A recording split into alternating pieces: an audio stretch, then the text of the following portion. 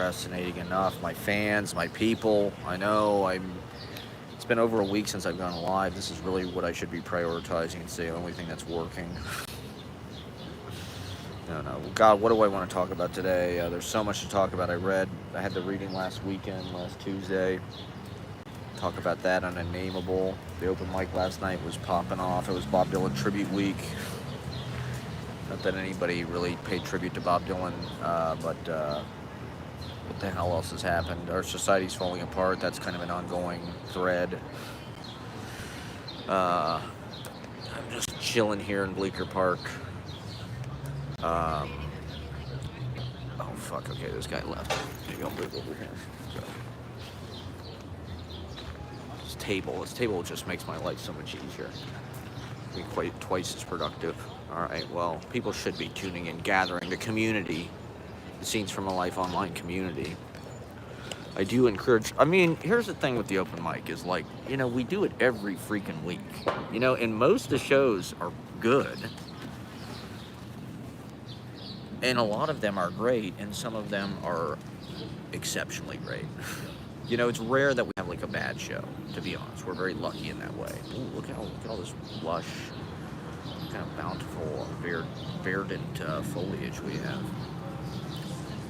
And the last 2 weeks have been pretty much top notch.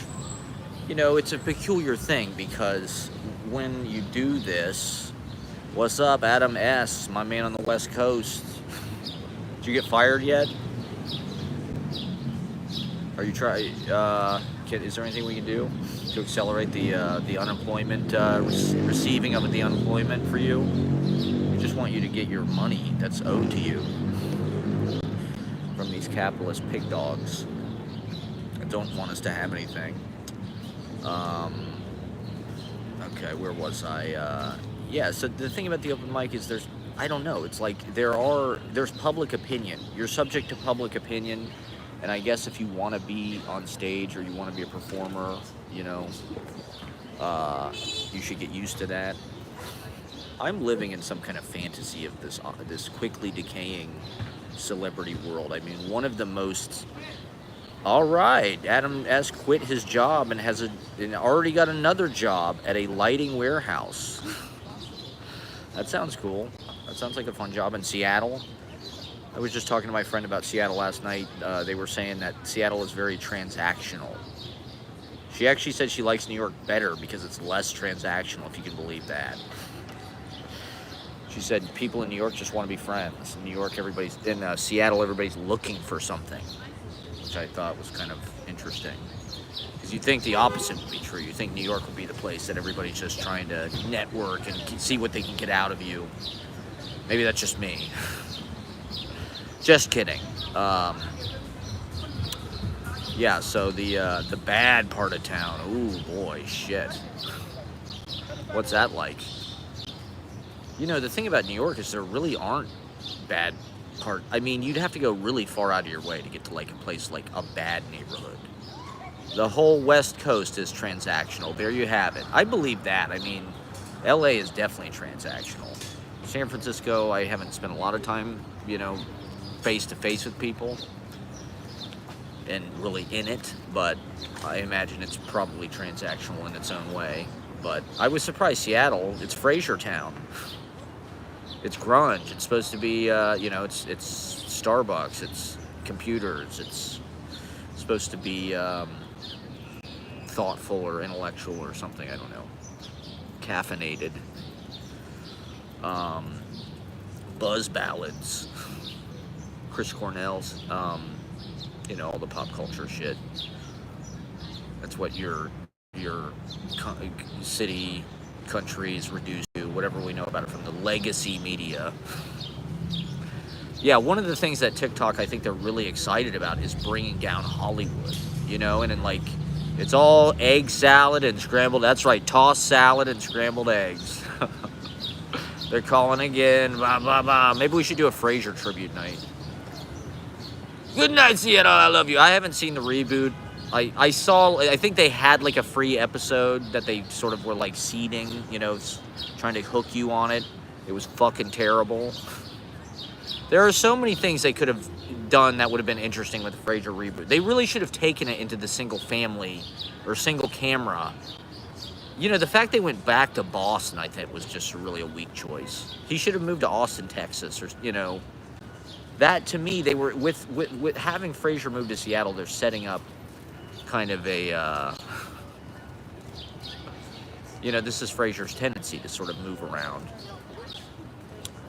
So you'd think he would, you know, he'd move to San Francisco, he'd find something new. What is the new city? You know, where is it, like, the cutting edge? I mean, it seems like the big blue cities are dying. You know, San Francisco, New York, LA, whatever. And then it seems like red states think that they're like the cutting edge because they're on the internet and they're like edgelords and shit. And they like Tesla.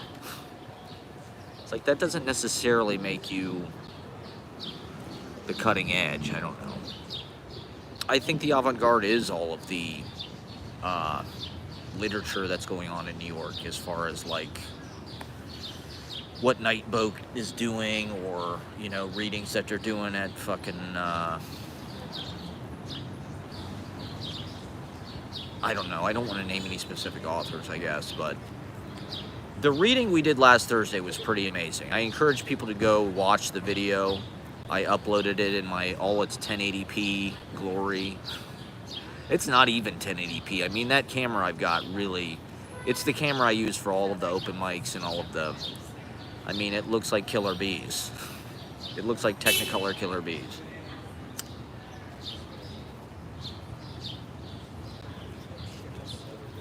But I encourage people to go watch the readings reading. They really do an excellent job curating that. Shout out to Jeffrey Joe Nelson.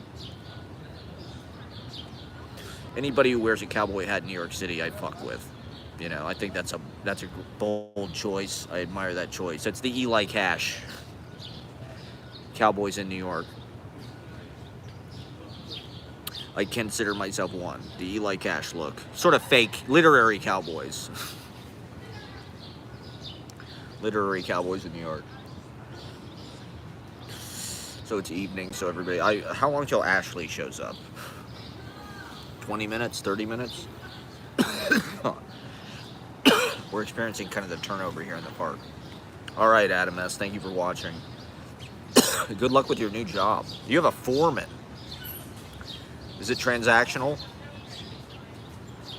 Is he a transactional foreman? We're doing our best to keep you entertained. Thank you for watching. So this is a real job. You can't just watch my live streams the whole time. Or Carlo. Carlo taking dildos out at the... Okay, here's one thing that happened to me on the way over. I was just minding my own business, walking up McDougal.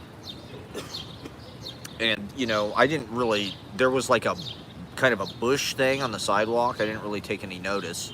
And as I'm like sort of approaching the thing on top of it, I realized it's a guy dressed as a bush. It's like a camo, and he kind of jumps out at me. And I go, oh my God, you know, because I'm thinking, this guy gonna rob me? What the fuck is this? This is like... He's like, what do they call that camo that's like head to toe, that kind of like, it's all like moss.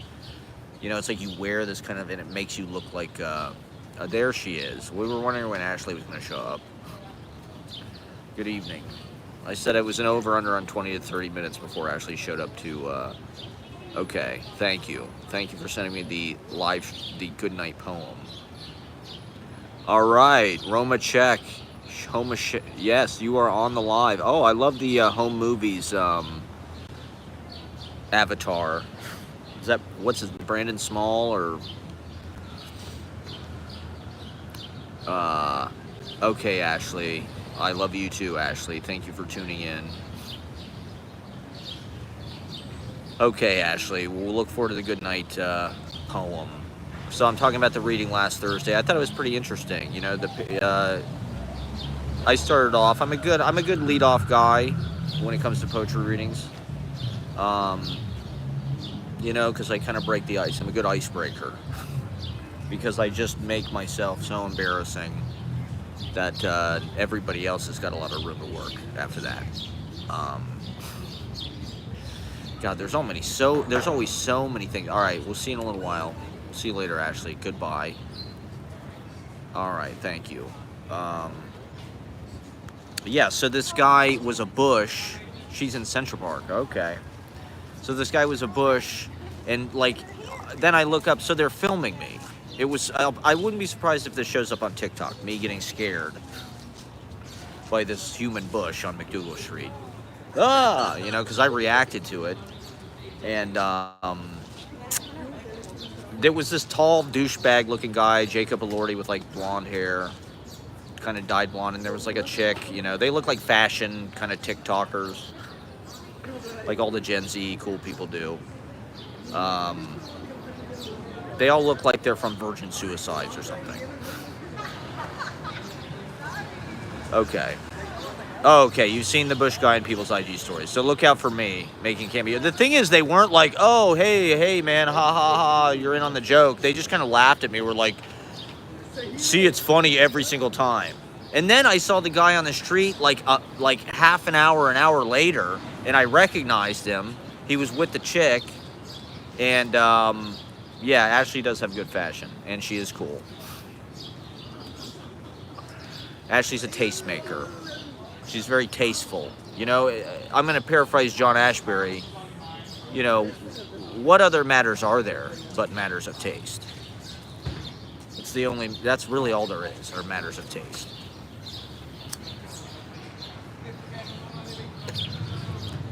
Yeah, I said that, Ashley. I just said that. So yeah, you can see the abuse that I have to take here, everybody. It's live. Yeah, so we're bringing down Hollywood. I'm talking about some person that ambushed me on McDougal Street. I don't even know who they are.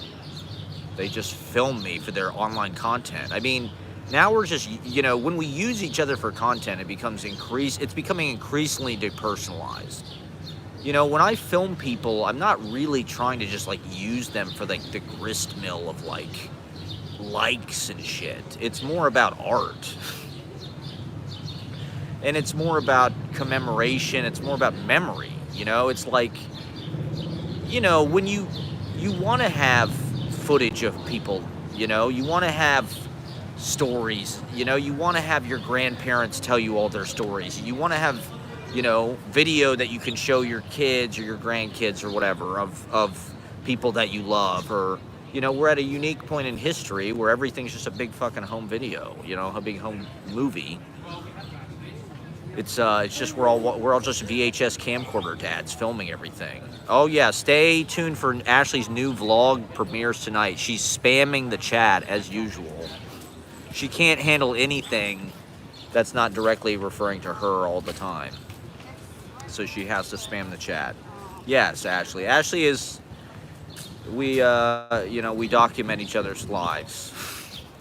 As everybody's we're all cross-documenting. There's going to be so much documentation before the world explodes. It's amazing. It's all going to be on tape. So it's becoming increasingly deep. I mean, these people didn't even like, there was no like, you know, if it was Candid Camera or Punked or whatever, they would have come out of the van and been like, yo, sorry, fucking Justin Timberlake, we fucking punked you. Bear macing a guy at a bar in Williamsburg. Yeah, he seemed like a psycho. He seemed like a sociopath. I mean, I kind of laugh because I'm like, I'm doing a live vlog from the toilet in 30 minutes, says Elvis Ali. Okay. We'll stay tuned for that. That sounds like a good show, actually. You're going to vlog from the toilet? That sounds like people would watch that. People love that kind of stuff. I'm a niche audience, okay? I'm for, you know, for those who have ears to hear, let them hear. It's not for everybody, okay? It's not for, you know, the thing is, it works on the internet. If you're a fucking douchebag who will troll people and who will humiliate people in public, you can get views. It's just weird how, like, social stunts get clicks. You know, like, even something like Mr. Beast or something, which is, like, I think Mr. Beast is, like, the biggest YouTube account. That's sort of like a social, you know, like, he's giving people money. It's almost like those home makeover shows or something. I don't know. I don't watch that shit. I don't watch any of this shit.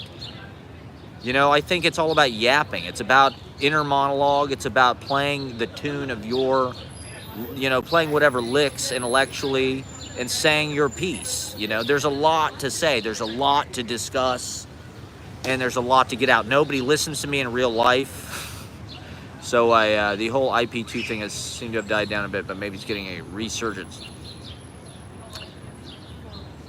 I don't know why people David Dobrik. I mean, people don't really talk about David Dobrik anymore, but that guy was like a super fucking troll. You know, he would get people injured with his pranks. You know, it's all about pranks. I'm not really a prank guy. I'm not a practical joker. The joke's on me, okay? I don't like, you know, fucking making other people look foolish, really, you know?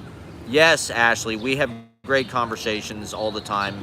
Here's something I wanted to talk about. Apparently 1 of every 24 people in New York City is a millionaire.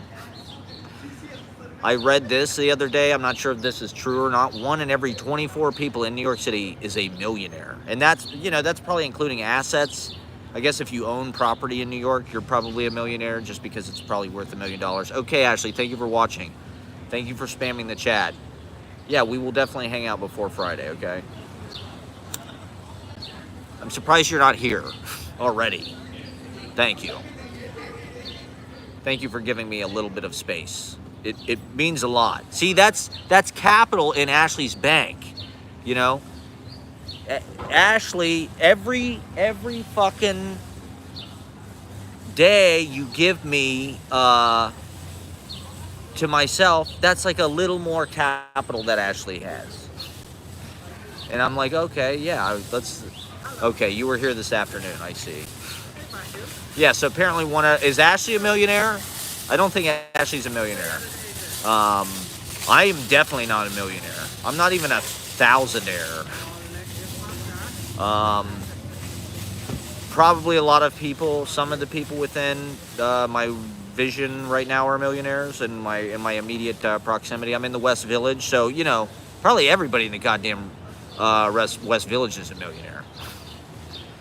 But I'm balancing it out. I'm doing my best to fucking balance it out. It's kind of disgusting. I mean, that's New York is like this private fortress, you know, where there is a high police, National Army, fucking National Guard, fucking, what was I saying about Capitol? What do you mean Capitol?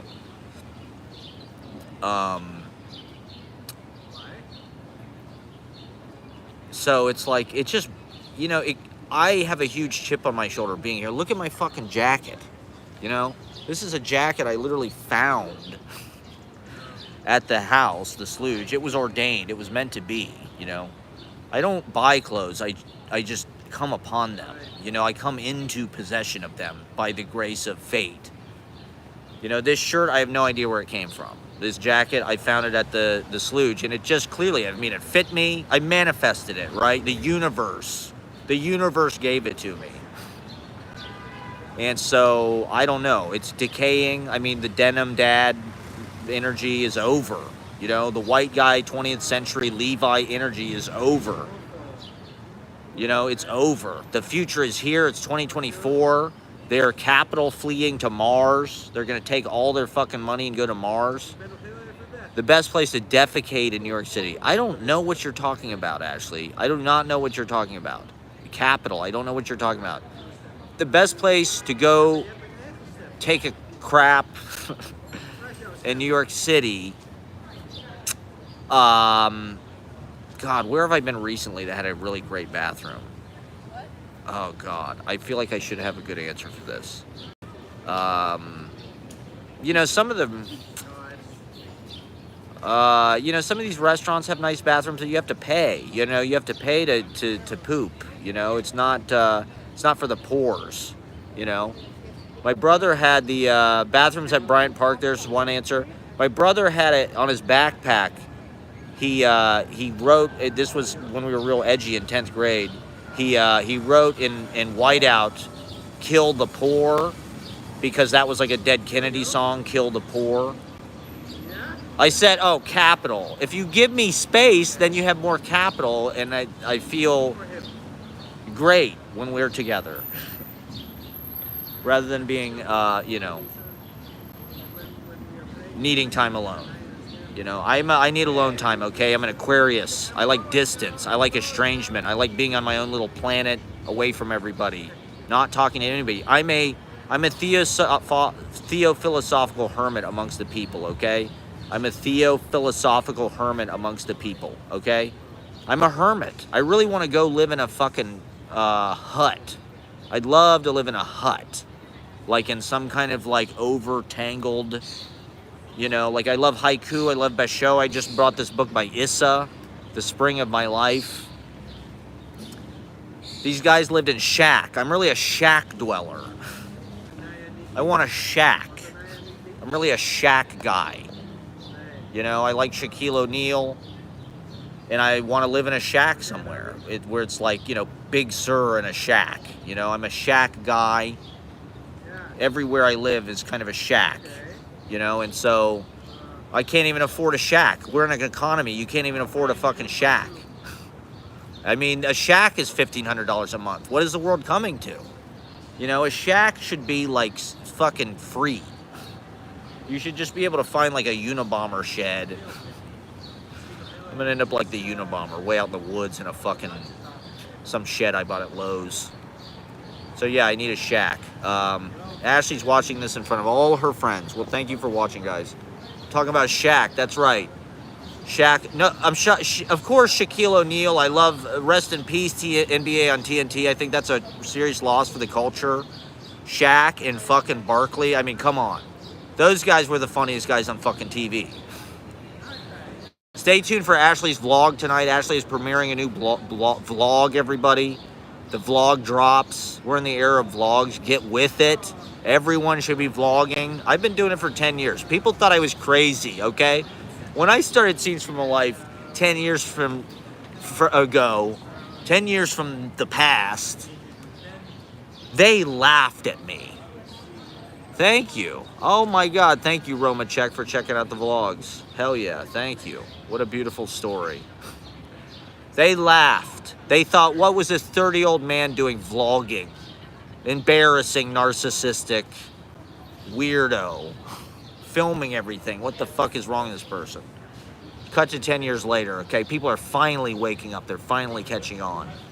I mean, YouTube is I've finally pleased the algorithm enough to actually have it promote me in the feed somehow. New people are discovering me and actually enjoying it. It's meant to be slow TV. You know, it's slow TV. These are haiku journals. You know, this is prose poetry, haiku, naturalism. You know, this is not conflict-driven psycho drama of, you know, trying to scare the shit out of everybody and pattern everybody's personalities. This is about yeah, you can go to the beginning of Scenes from a Life. Go into the Scenes from a Life playlist. You know, there's over 200 episodes. You know, you can watch it non-chronologically. You can watch it in order. It's meant to play from start to finish. It's meant to be one big film, everybody. That's all. That's what the life is. It's cinema. It's just one big fucking film. And then these are kind of like the dialogues. So you put the fucking film on, you put the fucking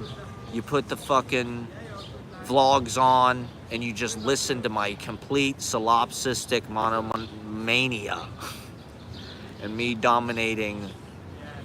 You're on 20%, Ashley. I understand. I'm listening. We are listening to you, okay? We hear you. I met Ashley's dad last week. I want to talk about that. I want to talk about how a guy tried to bribe me $100. One of the millionaires of New York. And then he left, the pussy. Sorry, I don't mean to screw this guy. So I'm sitting at the board that's right. You want to be a proctologist. That's true. You can get a PhD in proctor studies. Proctology. Yeah, so this guy last week, it was the main part of the fucking open mic, you know, it was packed. This guy comes in and he's like, my so-and-so just got engaged, you know, we want to go up right now. And I'm like, okay, well, I could probably put you on like, you know, a few minutes, 30 minutes, an hour or something. And he's like, these people are more talented than anybody here. Yes, we'll watch your vlog, Ashley. We will watch it. It'll be part of the film festival. And so the guy's like, they're more talented than anybody here. And so I'm like, okay, this guy's a douchebag. And he's, he's he looks like he should be in Telluride or Aspen or Sun Valley. He's like a ski guy. He's on the, he's rich. He's probably a finance guy. 6'5", blue eyes.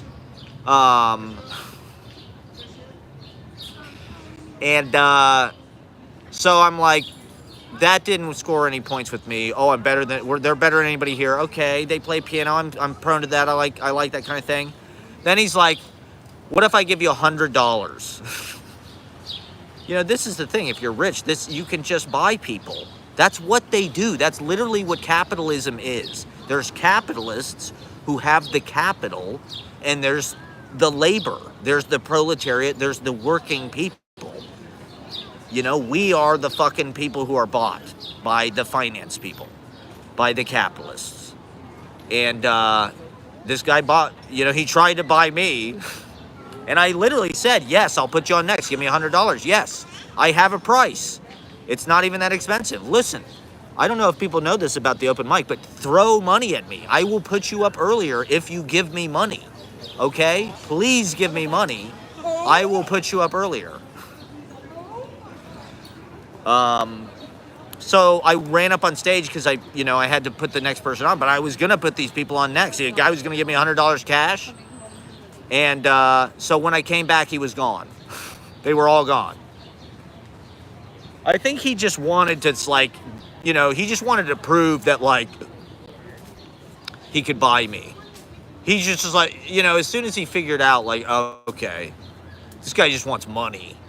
He's just a fucking... But it's like, that would have doubled my income. So anyway, I did not get bribed. I unsuccessfully tried to, I'm admitting that on the stream, like Rod Blagojevich. I'm the Rod Blagojevich of open mics. It's sad to say. But there's 1 in 24 people in New York City are millionaires. And I'm not one of them. So, they can, this is socialism in action, okay? Bribing the open mic guy. That's real life, real wealth redistribution, okay, for people who need it. Giorgio Rosa, go back and watch Giorgio Rosa's performance last night. We closed out the night. He did an excellent job with Just Like Tom Thumb's Blues. And he said some nice things that have been, come to the open mic. It's free to get in. It's a 2-drink minimum. But there's a lot of ways that you can deal with that, which, that's up to you. This is New York. You have street smarts, whatever you can, get away with. But officially, it is a 2-drink minimum. So that's what pays for me to, support this insane. I love doing it. But, okay, so yeah, I did. Shout out to Mo Patel. He gave me $20 and he got expressed. He got the fucking, it's just like at the airport. You pay to fucking go around the fucking TSA and shit. You got pre-check or whatever. Become a Easy Paradise subscriber, become a platinum member. And I'm not gonna, I'm purposely ignoring your scatological, I don't, see, this is what I hate about the internet, is people can hide behind keyboards and fucking mouth off and say the dumbest shit. I'm out here with, trying to behave like a civilized human being, discuss things like adults, okay? This is C-SPAN.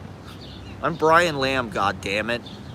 I'm trying to be a Dick Cavett-style intellectual chat show here, okay? This is the Gene Shepard broadcast. Have people been watching Everybody's in L.A., John Mulaney? John Mulaney's living my career. He's basically copying all my ideas.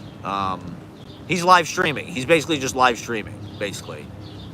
But he wants to be Spalding Gray.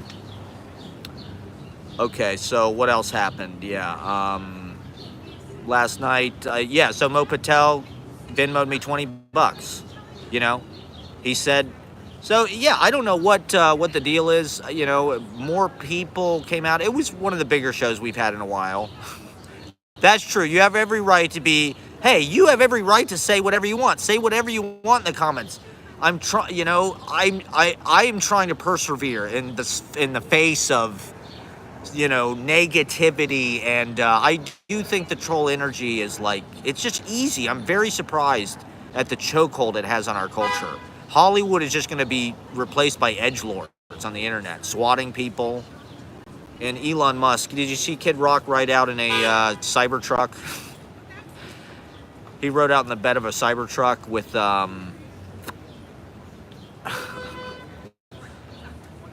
it was right here that Sarah Jessica Parker thought I was a MAGA chud. I don't know if she thought I was MAGA. Well, I was talking about Trump. You're right. I was talking about Trump when Sarah Jessica Parker. Maybe I'll be one of her boyfriends I could be like a young stud for fucking Carrie Bradshaw. I open mic host. Have they ever done that on fucking Sex in the City? You know, have they ever hooked up with an open mic host? That would be a good little storyline, I think. You know. It would be a good show, you know. Someday when I'm done, you know, when I retire, then I'm going to write a book about it. And the vlogs are sort of the visual reference, you know. All my vlogs, this is basically like a rough draft for the films and the novels and shit I'm going to write.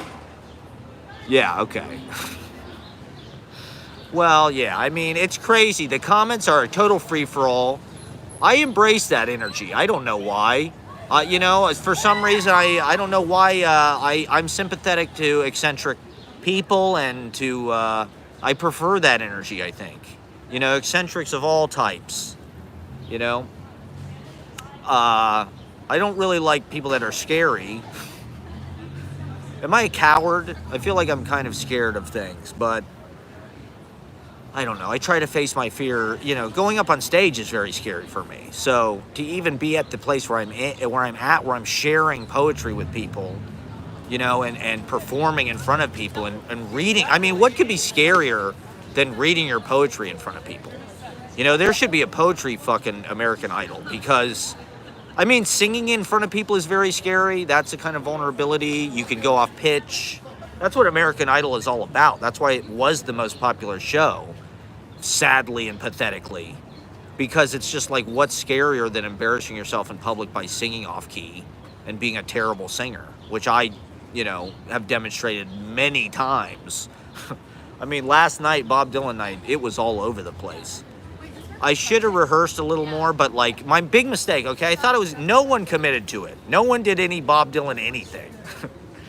A few people had really smart ways that they referenced it, but no one did a Bob Dylan cover song, I don't think, except for me.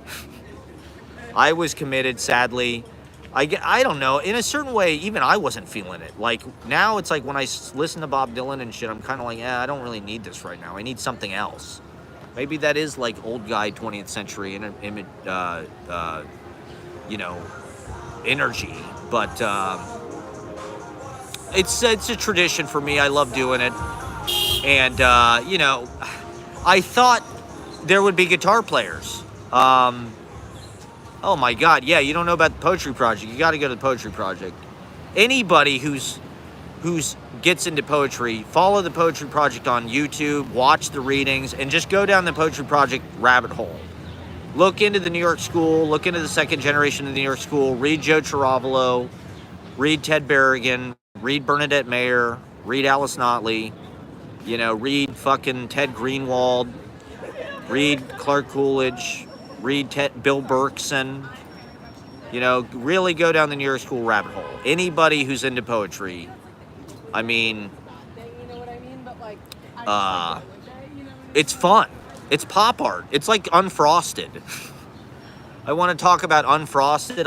I just saw the Jerry Seinfeld movie. Everyone's talking about it. And okay, maybe I'm going to take some smoke for this. But it definitely wasn't as bad. It wasn't really that funny. You know, it was kind of shitty in that regard. But, like, it wasn't really that embarrassing. No, I'm sorry. Sorry. It was pretty interesting visually. I mean, you could tell. Oh, great! I just people are turning off because I'm talking about the Unfrosted movie. The guy asked me for 10.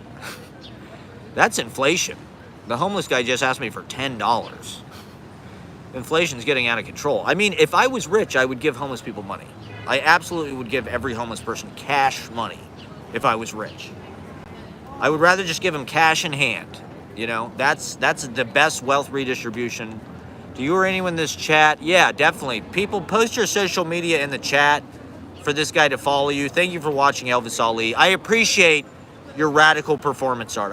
I watch this guy on his toilet. Is everybody leaving to go watch this guy on his toilet? Apparently he's going to start live streaming on his toilet. So that's way more interesting than this, I'm sure. But go watch that guy live stream on his toilet.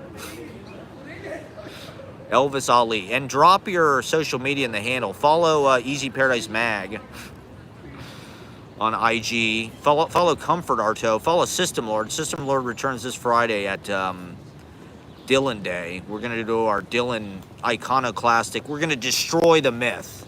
We're going to demolish the myth. We're going to demolish the Dylan worship. We're going to take a sledgehammer to the Dylan hagiography on Friday. So it's Dylan week. I should have a mod. Yeah, you're right. How do I do that? You know, I just started doing the chat. The chat was not this lit. The chat was basically Ashley. Or, who was really with me from the beginning. Because I've been doing live streams for definitely since the pandemic. My buddy Eamon was really the only person watching. Go back and watch my pandemic live streams. Those ones are truly lit. Oh, fuck. Romachek is a mod for 5 other streaming channels. God damn. All right. Well, I guess I need to get serious. I need to build this thing out and become an LLC. I need to build out I need a board of directors. Like Pop-Tarts. Was that movie just some kind of capitalist? I think he was trying to kind of idealize kind of a better time in America that probably he, as a boomer, I think older people probably will like that movie a lot, actually. I think anybody over 70 will probably like that movie. They've lost their sense of humor is different than us. And it was pretty woke. I gotta say, for Seinfeld being as vocally anti-woke as he is, it was a pretty woke movie, I thought, Yeah, this enterprise, I need an office in Soho for my live streams. I'm gonna monetize my chat books. Shout out, gotta get the, Easy Paradise LLC. You gotta get the, Lonesome. I just got the first copy of Lonesome. Oh my God, it's amazing. I'm so honored. It is a drug seeing your work in print. The thing is, I've been published a lot of times, but I'm usually published online. Probably a lot of people maybe can relate to this. In Brooklyn, there's this whole kind of zine thing that's been going on that I've been kind of left out of, which I'm bitter about. But, it's a drug seeing your work in print, especially now that print is dying. And it is different. As much as I'm an advocate for video poetry and sharing your work through YouTube and filming readings and listening to readings and doing public recitations in real life, seeing your work in print is, it's nice. It's nice to be in a magazine. It's nice to be a part of a group and have that work circulate in that way and have a life of its own in that way. That's something that Eddie and Philip were kind of stressing. They gave me they gave me notes after my reading last Thursday. I was very lucky to have them there. I admire them a lot as artists. And, they're heroes. Not that I should have hero or anything. I'm saying I'm sort of learning the hard way that having I have a weird relationship to heroes, and it's kind of, it's not good, maybe. Well, it's a celebrity worship thing. It's part of the celebrity worship of our culture. I really bought that growing up. That was sort of what I based my whole life on. I thought I'd become an adult, I'd become a celebrity, and I could just, that would make life easier. That would be like the solution. You'd have money so you could, make money doing something fun, being an artist, making films, writing films, acting, performing, writing books, writing poetry, making music, and you could escape. I think everybody's looking for that. That's like the thing they're selling us through the idea that social media is like, we'll hit the jackpot and we'll be, celebrities, we'll make a living off our art. Well, memorable readings I've been a part of. I've been to so many goddamn readings.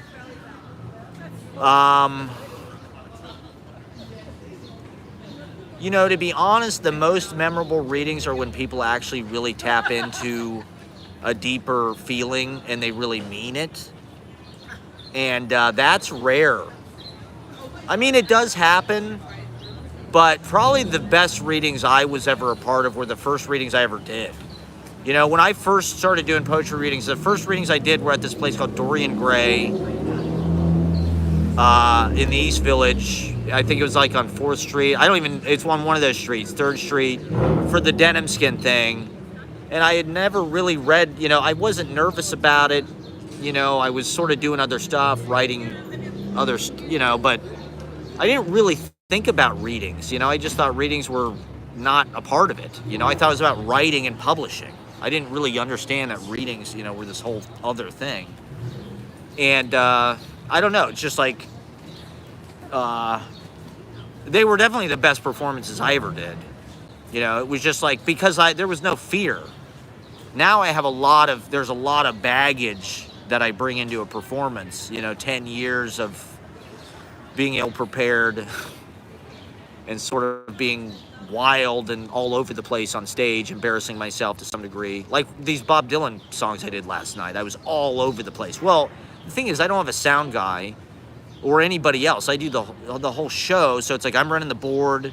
There was nobody with a guitar at the open mic last night. It was Bob Dylan night, and only one person in the whole room had a guitar. So I planned my whole thing that I was going to do these songs at the beginning, but I needed a fucking guitar. And I didn't have one. So this girl had a guitar, so I asked her to borrow it, but I could tell she really did not want anybody else to play it. But she was nice enough. She let me borrow it. That was very nice of her. But I plugged it in, it didn't work. I had to mic it. So it was like being on a cat on a hot tin roof up there. It was just like, it was very like, oh my God, it could start feeding back. Am I gonna, something could happen to this girl's guitar. And as I started playing and singing, I'm like, my voice is way too loud, it's way too bassy. So I had to kind of totally adjust the way I was singing. It didn't really work. My voice sounded like shit. They were nice moments, but it was patchy. It was very patchy. That's just my style. It's patchy, okay? You got to take it or leave it. You get to, that's kind of how life is. I don't know. You get to the moments of greatness, but there are moments of mundanity and sort of like things you just have to sit through. That was the first thing Eddie said after my reading. He said, "Did you edit any of those?" This is a common critique I get. I need an editor, or even my mom said that. She's like, first thought, best thought is good, but you kind of need to revise. She wasn't necessarily talking about me, but she was talking about me. And it's like, I get that. I understand you're supposed to revise. I get that. I just find it very boring. I find the way that people write it very out of date. If you look at something like live streaming, the way that people actually talk, it doesn't obey traditional grammar. People go and completely, stop themselves in the middle of a sentence, go start talking about something else entirely, trail off, interrupt themselves, or with thinking. With my poetry, I wouldn't, it's really meant to imitate thinking. That's what I'm trying to do. And with thinking, your mind, it's inevitable that you're changing subjects and you're interrupted and you're digressing. You can't focus. It's actually very hard to focus on something. That is why I don't focus in my poetry. Because it's ADHD. We're in an ADHD. That's what I thought. If you look at TikTok, that's ADHD fucking personified. That's a fucking ADHD app. But you accept the fucking, you accept the discontinuity. My go-to cocktail. I can't drink really. My teeth are in horrible shape, and I don't know why, but my teeth just fucking fall apart. And my weak constitution just cannot handle gluten or dairy or caffeine even, or drinking. So I was drinking when I was doing the open mic for about the first 6 months. That's why I have this fucking problem in my left tooth, because I was drinking vodka and soda is what I was drinking. I traditionally drink clear liquor because it just seems healthier. Seems closer to water, and it's like your hangover's not as bad, even though it's terrible. I mean, I was seriously hungover for like 2 days after every fucking open mic. Back in the day, I used to drink bourbon, like every hard ass, every denim skin bro. Back in, when I really drank, when I could drink, I drank in college. I went to a Big Ten school. That's what you do. Being bred in the Midwest, they are breeding you for a life of binge drinking. It's just a part of it. Kegs and eggs. At Ohio State, you wake up early on game day to drink. Like, you set an alarm so you fucking drink. And, wow, I had 7 people watching at one point. What happened? What the fuck did I do? But yeah, exactly. Michigan, Ann Arbor. So it's all fucking, So I drank Natty Light. I like Miller High Life, the champagne of beers. I drank Blue Moon a little bit. A Francis Conner is a really good beer. I DJ'd a wedding at the German Hall or something in Columbus once, and these German people recommended this Francis Conner beer. I thought that was excellent. Guinness, of course. There's a lot of beers that I had in like the restaurants I worked in. We'd have like training. We'd have like beer training. And like, they trained in like in sake. We did like taste tests and shit. So some of the Belgians were really good. I like milk stout. But those fucking beers that are like, like a champagne bottle that are like from Belgium and shit, those are really good. Fucking pitchers of Blue Moon, $8. That's fucking awesome. We used to go to punk rock karaoke every Monday. I think they had pitchers for like $1. That's how it was. On weeknights growing up, you'd go to Thirsty Thursday. You could get, it's like 10-cent pitchers or something. Ridiculous. We used to go to this place, or I forget what the fuck it was called. Not Lido's, not Miani's, but it was like one of those fucking places. And they had this stuff, Crunk Juice. It was like pink and blue. God knows what the fuck was in it. But it'd get you fucked up. It'd get you where you need to be. We'd go there every Wednesday. The place got closed down because somebody got like raped in a closet. That was the kind of place. That was that's terrible, That's campus, And, a lot of younger people are against drinking. It's all about, like, abstaining from alcohol, and, like, I get that. There's a huge, we've been watching all these movies about cigarette companies. We watched this movie, Barbarian at the Gates. Excellent movie. I recommend that. James Garner plays a cigarette executive. And the fucking alcohol companies are just as bad. The soda companies, they're all just as bad as the fucking cigarette companies, but maybe not just as bad, but yeah, I love Carl Sandburg. Carl Sandburg's one of the best. See, Elvis Ali's you're cool. I'm sorry, I didn't mean to, what the hell else? Okay, so memorable poetry reading experiences. Honestly, probably the best poetry reading I ever went to was the New Year's Marathon. When I first got to New York in 2011, seeing people like Jonas Mekas, Taylor Mead, the real old Judith Malina, seeing Bogosian, Eric Bogosian, Philip Glass, Patti Smith. That was like a different kind of feel than you know, there's a magic. The point of poetry is it's magic. You know, it's an incantation. And if you really crack the fucking...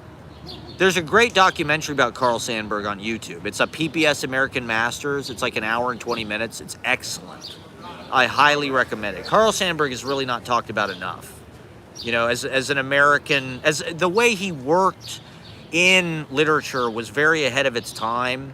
He wrote a biography of Abraham Lincoln. You know, he collected a lot of American folk music into this thing called Carl Sandburg's American Song Bag, which is sort of way before the Anthology of American Folk Music, and I never hear anybody mention this.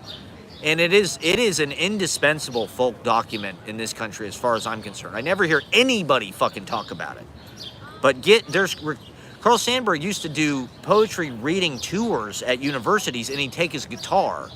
So he'd play these folk songs that he literally, you know, this is before recordings and shit. This is before field recordings. He literally would go and learn the fucking songs on a guitar from the people and write it down. And that was the best they could do to record it, you know, was like sheet music, basically. And a lot of fucking, you know, Shenandoah, all that kind of shit. It's like because Carl Sandburg collected it, you know. That was very, you know, that was 100 years ago. That was very ahead of its time. He was a journalist. He wrote about film. You know, he's definitely somebody people should look at. He's definitely a model for, you know, what I aspire to do. He was, you know, he's from the heartland. He kind of spoke more in a common kind of colloquial voice. Get The People Yes. The People Yes is one of the best books of poetry ever written. I never hear anybody talk about The People Yes. It's an amazing poem. And it's an amazing American poem. There's sort of an era there around the beginning of the 20th century that really gets lost. Things like Edgar Lee Masters, Spoon River Anthology, and Vachel Lindsay. You know, there's a lot of things that are happening at that time that are actually very interesting. And we're actually kind of more futuristic than things that would happen later. And they were kind of more, you know, when T.S. Eliot came in and Ezra Pound came in, and this kind of like modernism and all this, I don't know, it kind of smashed everything to pieces. Whereas, you know, at the beginning of the century, they were doing things in a way that was a little more earnest. And that's why people don't talk about it. I mean, I'm sure there's all kind of race and sex and issues that are layered into it, you know, that make it problematic. But, you know, like Vachel Lindsay has a poem about the Congo. That's like one of his most famous poems. It's probably racist, you know. I'm sure they all say the N-word. There's not very many masterpieces of American literature that don't, like, have the N-word. You know, it's kind of unbelievable, actually. But, there you go. You know, so, you know, the avant-garde is really doing new things now. It's an exciting time for literature. You know, everything is really blown wide open. Let's see. Okay, yeah, so I met Ashley's parents last week, or her dad. We went to, maybe I shouldn't talk about this. He asked me what I'm doing with my life. What have I accomplished with my life? He took me out with one blow. He took me out with one punch. I mean, I've met a lot of dads, okay? I've gone to dinner with a lot of girlfriends' dads. Well, maybe not a lot, but I know the drill. I told Ashley in advance. I told her, look, he's going to ask me what I do for a living, how much money I make, how I'm going to take care of you, basically. This is what dads want to know. You know, this is what this is all your girlfriend's dad cares about, you know? They're usually pretty nice about it. You know, my one girlfriend, I used to go play euchre with her parents, even though they thought I was a loser because I was an English and theater major and they thought I'd never make any money, and they were right. She married a fucking bartender. You know, at least I'm doing something fucking legendary with my goddamn life. At least I'm blazing a fucking, you know, trail of stardust across the fucking night sky. Not just some fat neckbeard Shrek bartender from the fucking Midwest, from Chicago. That's right, my man.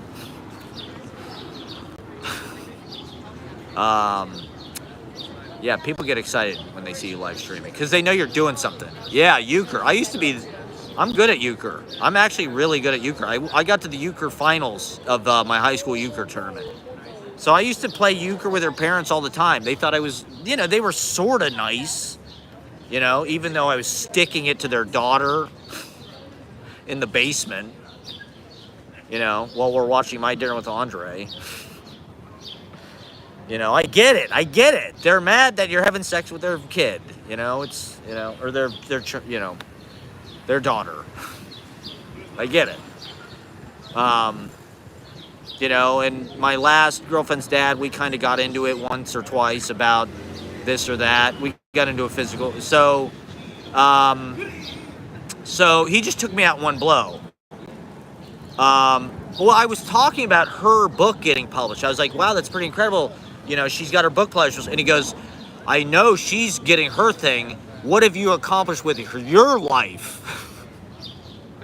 And I get it. It's fucked up. I was dragged into this, okay? I mean, I know it's not.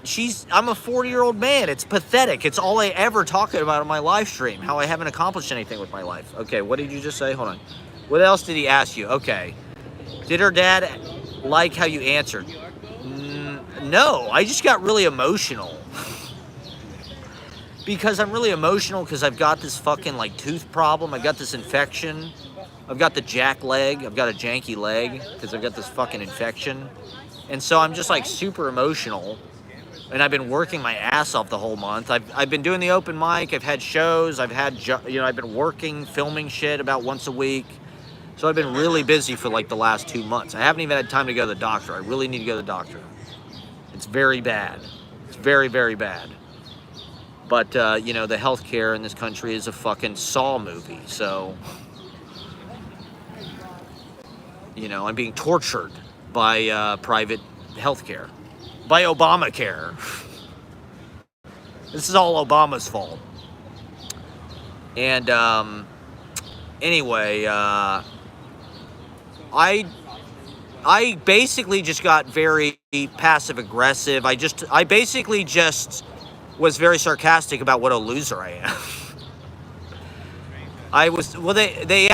His wife asked me if I had any siblings, and I said, yeah, once. I did look at NYU Dental School. I looked at the reviews, and they were very bad. But, a few years ago, I went to a student dentist in Brooklyn. It was the best dentist I've ever been to. It's just I can't find it. So I don't know where to go. It's just if I had a place to go, I would go there. It's just I don't know where to fucking go, and there's a way for people to send me money. Oh fuck, okay. I may not have it turned on. I don't know if I have enough subscribers to receive money. YouTube, it's you have to have 1,000 subscribers to do this or that. They want to keep me in the subscriber ghetto. But thank you guys for watching. It's exciting. Yeah, so I'm gonna go to the doctor maybe tomorrow. I don't know what the fuck I'm gonna do. I was looking into urgent care. That's expensive. I do kind of have health insurance, but nobody takes my health insurance. I've made dental appointments. They call me and they're like, we don't take your insurance. Sorry. So, if I die, I'm a victim of this goddamn country and capitalism, hyper-capitalism, and merciless privatization and the Ayn Rand financialization of everything. Okay, open up a super chat. What is a super chat? I just need to get on more. I haven't been live in over a week because I've just been busting my hump, filming other shit. If you check, I did post my reading from last week. I don't know if people have checked that out, but it's worth checking out. There was a very cool, yeah, that's what I'm trying to get into, because in fucking these streams, these chats, it's ridiculous how people just throw money at you. It's like a male strip club. It's just everything works on strip club. Everything's an OnlyFans. Let me exploit myself, and then you just put some 20s in my pasties. YouTube takes it 30%. Okay. That's YouTube, I feel like, is the most ethical of all of the big social media apps in this country. You know, this is why I put everything on YouTube. I don't like Instagram. I don't like Facebook. I fucking hate Twitter. So YouTube lets you do things, and it's actually a very, very, it's a very, they give you a lot of range and capability to reach an audience. Oh, I love Ernie Kovacs. I had an Ernie Kovacs DVD in college. Ernie Kovacs is a genius that nobody talks about either. I'm surprised he's not all over TikTok or YouTube, because his stuff you feel like would be perfect. It's so innovative. I mean, he kind of gets screwed because that era of television from the 50s, it's just like a lot of that stuff, because it was so lo-fi, a lot of those live performance stuff, the live TV, it just doesn't get seen. They did a lot of interesting theater on TV in the 50s. James Dean was in a lot of plays on TV. Probably the majority of James Dean's work is on live television, and you can watch it all on YouTube. But I feel like Ernie Kovacs is kind of like that, where it's like it's kind of a victim of, I don't know. I guess humor doesn't really... I heard of Ernie Kovacs in a fucking class I took in college. I took a fucking comedy class. Yeah, please. I took a fucking comedy class.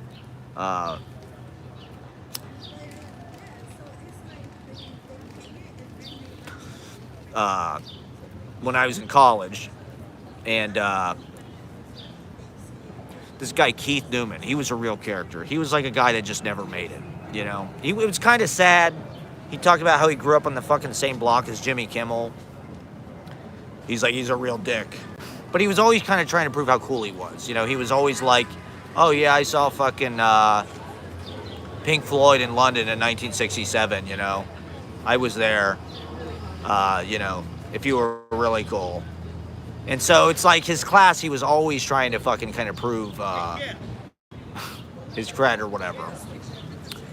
But it was at OU, it's like, oh my God, this guy, I think I don't even know if he ever worked in fucking show business. I don't know how these people get these fucking jobs. But in the Midwest, it's like, you can get a job teaching fucking screenwriting, teaching a fucking comedy class, if you've ever done anything in the industry whatsoever, tangentially. Like, I took a fucking screenwriting class in college with this guy at Ohio State, Andy Rose. I don't even know, I think he had one screenwriting credit. It was for like a teen exploitation movie in like the 80s.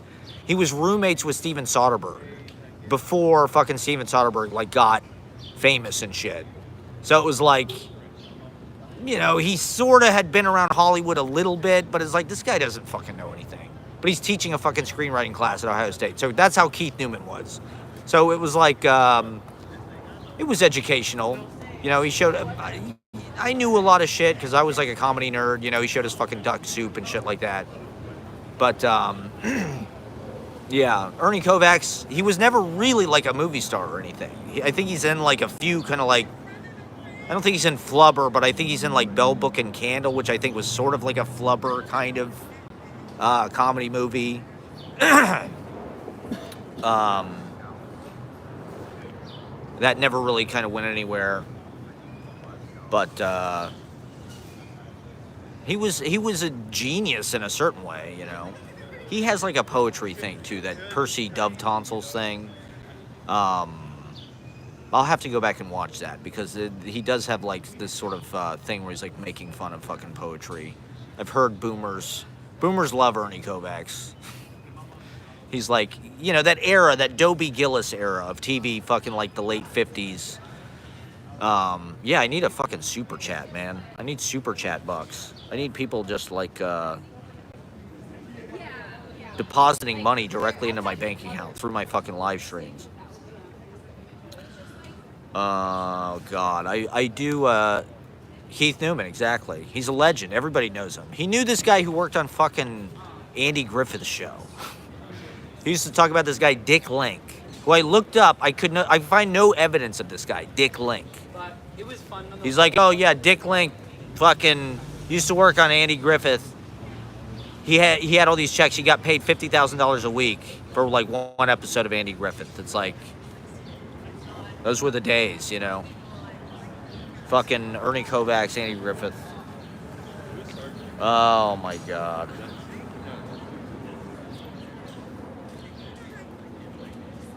Is there anything? I got tons of shit that I need to talk about. Okay, I want to talk about my slingshot.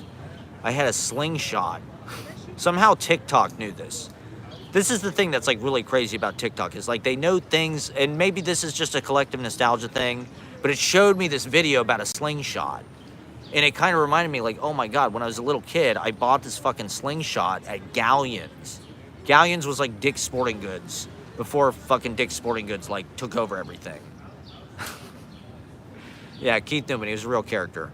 So I bought this fucking slingshot at Galleons, and it was like, I couldn't even believe they sold these things, because it was like, I think it was like a fucking hunting grade slingshot. Like, that's what it was designed for. It was like, you know, kind of a fucking molded plastic with like an iron frame. It was very well made, but it was like less than $10. You know, like as a kid, Bart Simpson had a fucking slingshot, or you'd see slingshots like in the media. It was always like wood. It was always like a stick, like a fucking, you know, some kind of homemade, but I could never rig that kind of thing up. But it's like here at Galleons, they had this fucking thing that was like an actual slingshot, and it was like so cheap. You know, it was just like this unbelievable, but it was kind of dangerous, but it wasn't that dangerous, you know, like you're probably not going to really fuck yourself up with the slingshot, but you know, it's still like a hunting device. In the pre-fucking, you know, like gunpowder era, a slingshot was probably like a pretty useful thing to have. And if you're handy with it, I'm sure, you know, like you can be pretty accurate with the slingshot and do some kind of interesting things. But, so I bought this fucking slingshot, you know, because I was like 10, 11 years old. I wanted to be Bart Simpson. And so I fucking used to take this slingshot to Wyman Woods, which was like this forest near my house that I used to go to. It was an interesting part of the town where I grew up, because nobody really went there. It was kind of isolated as far as like a recreational area. But it was like a forest, you know? It was like there was brush. You could kind of get lost in it, but it wasn't huge. You know, there was like a small stream in it. But you could walk through it in 10 minutes and be out the other side. You know, it wasn't like a huge, but in my hometown, it was like the closest thing that you could go to that was like a nature fucking preserve or like a state park or something. And it was like 5 minutes from my house. I could walk there. So I went there. I used to go there with my slingshot. And one day I would just shoot like fucking trees and shit, you know? it was just like target practice. Okay, Ashley, thank you for jumping back on just to spam my chat. What are you up to right now? What are you doing? Are you still in Central Park? Okay, it's on your mind. Okay, so yeah, I was in Wyman Woods one day with my slingshot after school. You know, this was the way that I experienced nature. This was like my fucking like Wordsworth prelude, kind of solitude amongst, you know, the natural world. Trees, leaves, dirt. There wasn't that many animals, but there were like squirrels, birds chirping, that kind of energy. And so there was a squirrel. I see this squirrel with my slingshot, probably about 20 or 30 yards away. And, okay. And I fucking hit it. I hit it right in the ass. And I don't think I really seriously hurt it or anything. But it disappeared, you know, immediately. I was very worried. I immediately became very worried that I was like, oh my God, I killed this squirrel with my slingshot. I felt very guilty about it immediately. You know, I felt like this was wrong. I did something wrong. I should not be hunting, you know. Okay, Ashley, you are cool. You are cool.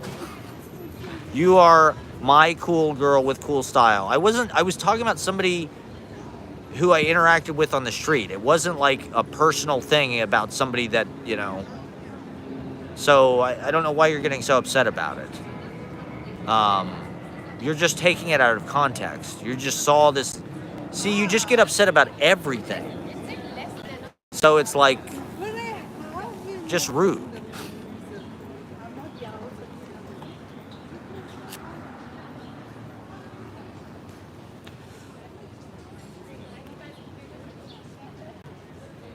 Is the whole Ashley constantly spamming chat a bit? That's just her.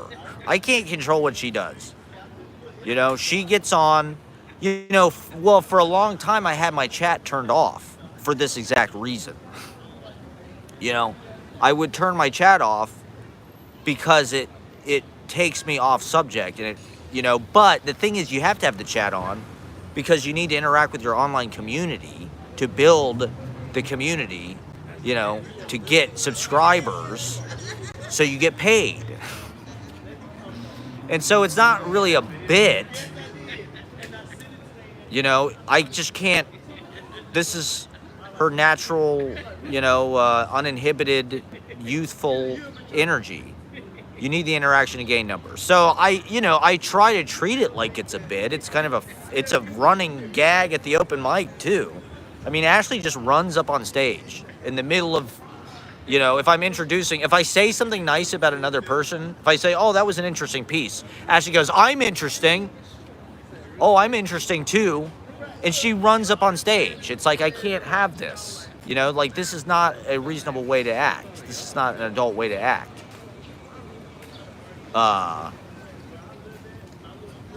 You know, like, in a chat, it's one thing because it doesn't interrupt that much.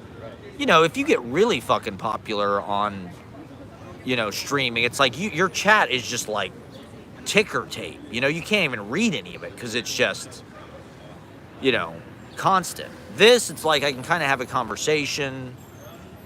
Yeah. And so, you know,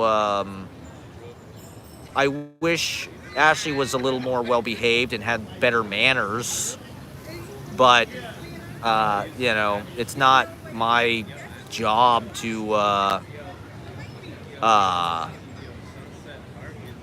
don't know, tell her how to behave, I guess.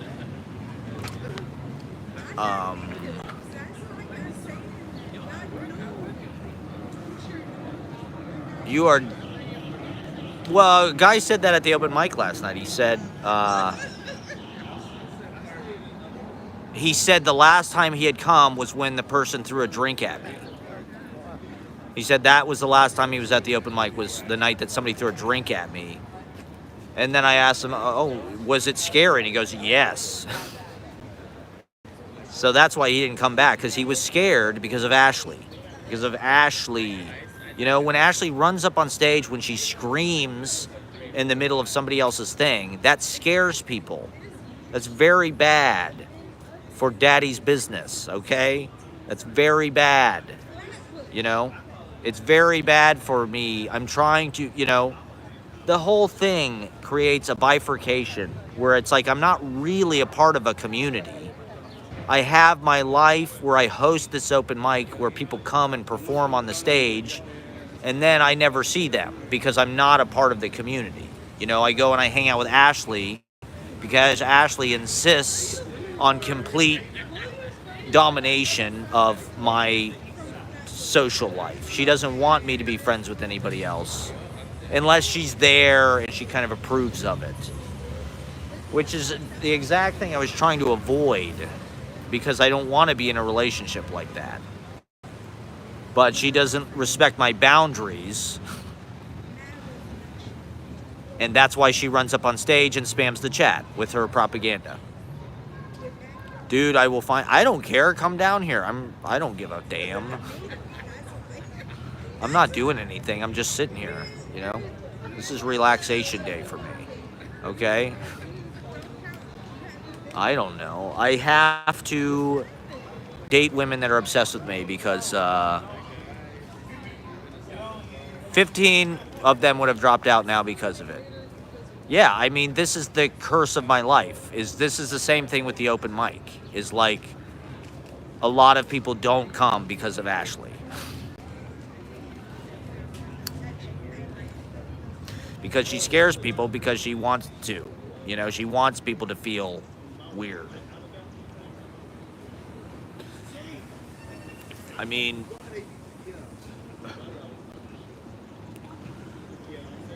I'm pretty honest about this stuff. This is not anything new. You know, like, I'm very vocal about all of this all the time. You are talented. No one's saying you're not talented. You know, people who are talented usually, you know, misbehave in the proportion, I guess, that they're talented. You know, they think they can get away with shit because, I mean, I basically just use this as a way to document the things that I want to talk about, and if people want to listen, they're welcome to listen. You know, I don't really want to try to build an online audience the way that every fucking other person does it, frankly. You know, I have ideas about, you know, what I want to use this for, and I like when people watch, but, you know, a lot of what I talk about is like poetry. So that's kind of like an obscure fucking niche thing. You know, I don't think it's because Ashley's in the chat that I don't have 15 people watching or 200 people watching. I don't care what they're saying. I don't care what anybody's saying, okay? Okay. I don't want to talk about this in public, okay? You're the one that is bringing this on with your ridiculous behavior, you know? Any normal person thinks this, okay? Any normal person see this and goes, wow, this is insane. Is this a bit? Is this real? It is real, okay?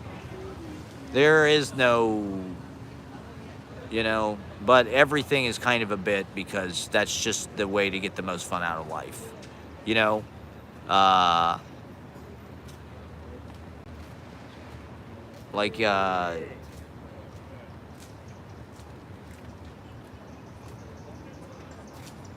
You know, it's just fun to, yeah, no one's saying that, Ashley, okay?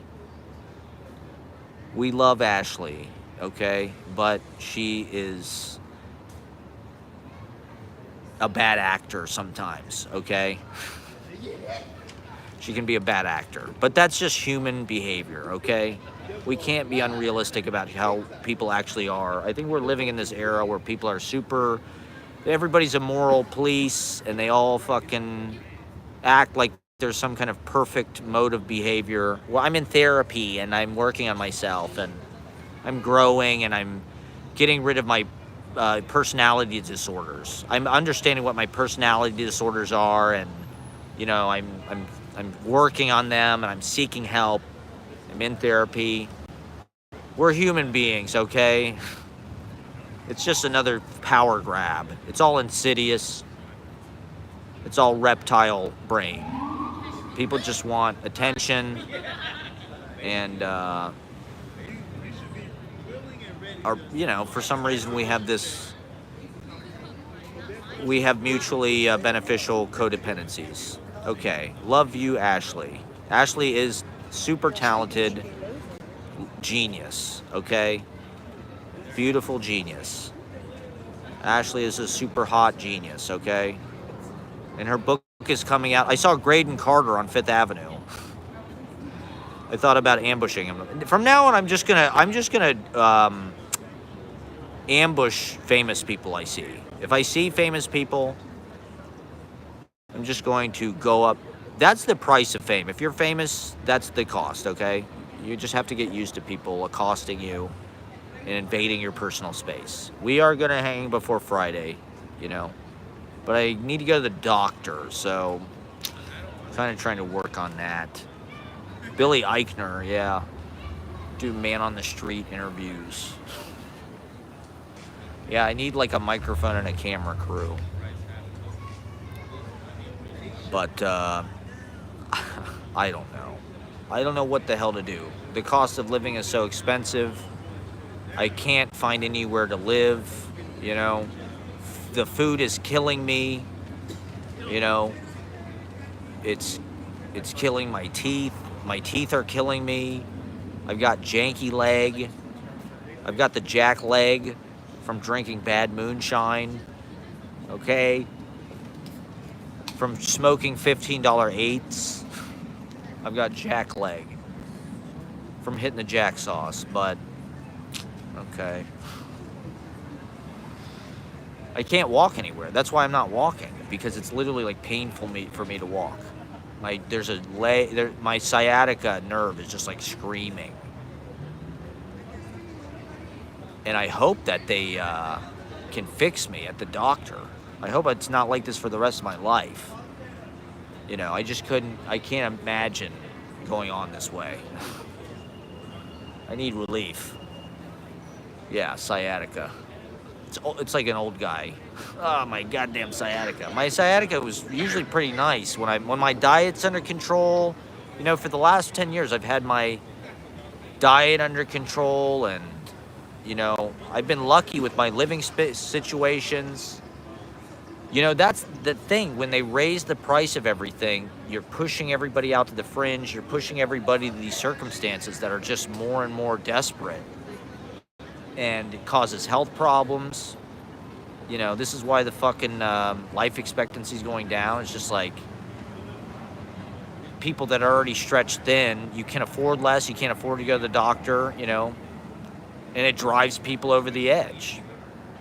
It eliminates the weak. Pain is just weakness leaving the body. In capitalism, the pain is good. Pain makes you strong, so you can work. But even the richest people don't work. They're just, you know, they're financiers. So you got to have money to make money, and, you know. All right. See, that would be great for me.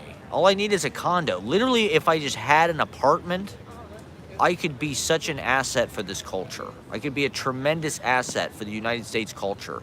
There is no fucking culture. This is one reason why. They want to move everything on the internet. They want everybody kind of trying to, because they can monetize it. You know, they can monetize. If you want your band to get seen, if you want your fucking event to get seen, if you want your art to get seen, they charge you, you know? They can't really do that real life, you know? So we're live streaming and we're doing our endless diatribe.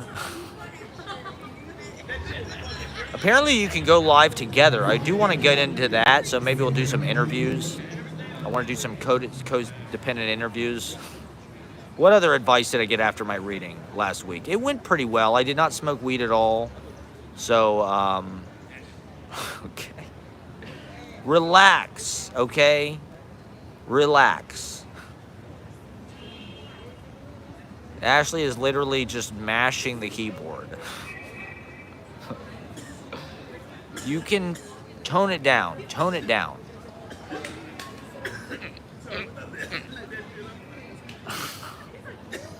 Okay, you're doing great. You're doing a great job. You're scaring people in the chat. I'd already be an even bigger micro-influencer if Ashley wasn't in the chat. I'd probably have 7 people watching. But they all got scared away. All the millionaires. All the New York millionaires. I mean, if 1 out of 24 people in New York City is a millionaire, you know, we've had thousands of people perform on the open mic. That means 1 person every week is a millionaire, at least. I mean, I guess if you're performing at New York City at this point, you know, you have to have money. You got to pay to play. You go to NYU, to go to fucking theater camp, to go to public theater internship. You know, your parents have to be a billionaire. You know, being a billionaire, oh my God, I'm not even going to think about a spinal injection. Let's not even think about that. We'll cross that bridge when we get to it.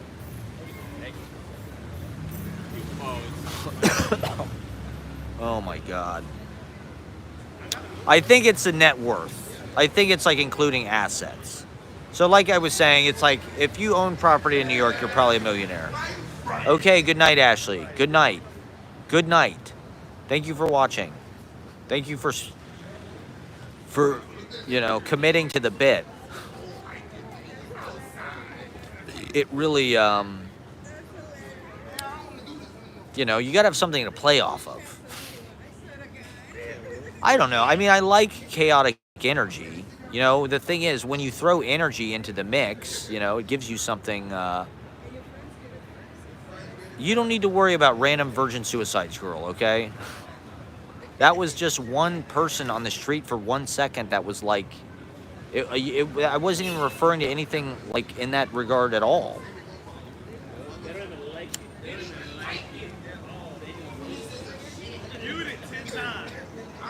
Okay, Ashley, you can relax, okay? Oh, yeah, Unfrosted. I got to talk about the Unfrosted movie. I mean, I thought Jim Gaffigan was pretty funny, actually. I'm sure Seinfeld is like a nightmare as a director. He's probably just like really lame. It had kind of Wings energy a little bit. Or maybe like, Walls and Bridges energy or something. It's all a bit. Life is just a bit. It's all just one bit, okay?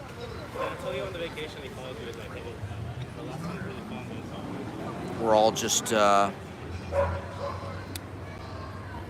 role-playing, committing to the bit. Trying to act like we all know what we're doing, We all know what we're talking about. We're all normal. We're all on script. We're all behaving within social norms at all times. We're doing what we're supposed to do. We're good people.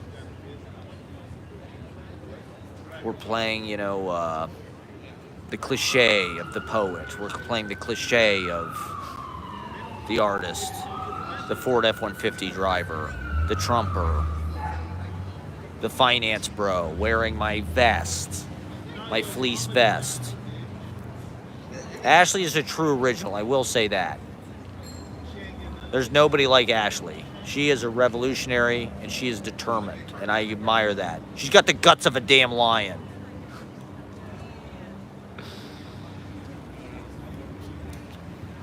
Yes, I appreciate you giving me a day off. Thank you. Thank you for giving me my own life back. It's so nice of you. What should I have for dinner? Okay, we went to Hamburger America the other day. Hamburger America, they are ops, okay?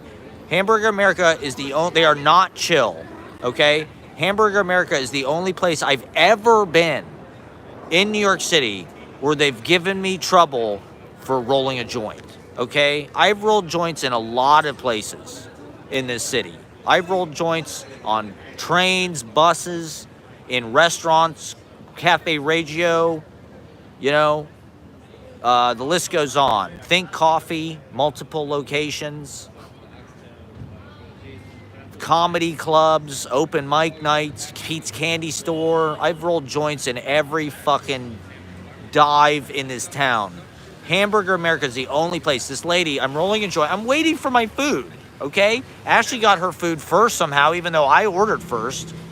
Probably because I wanted a gluten-free bun. I had special, diva shit that I needed. And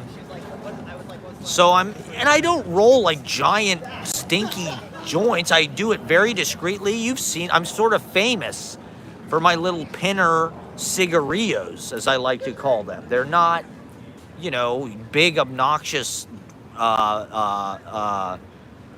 blunts or anything. I'm not rolling Philly blunts here in the fucking Hamburger America. I thought Hamburger America was for the people. But this lady, well, okay, here's what happened, okay? I'm rolling the joint on my notebook, as I do. And I've got my little kit, this is how I do it. I've got my whole system. It's my handiwork, 7th Street Burger, you're absolutely right. Hamburger America is all hype. It was okay. But I'm rolling it, you know, at the counter. It's packed, you know, there's nowhere to sit. It's all finance bros. It's all millionaires. They all work for Goldman or Lehman, 6'5", Blue Eyes, Trust Fund, West Village, you know, apartment. They go out to dinner at fucking Arturo's or whatever the fuck that place is. Charles on 4th. And so, you know, when the guy tries to land my hamburger tray or whatever, I have to like move my joint setup because I wasn't expecting to get my food. They hadn't been bringing it. So I think he went and told somebody. I think he went and went, this guy's rolling a joint. It's legal.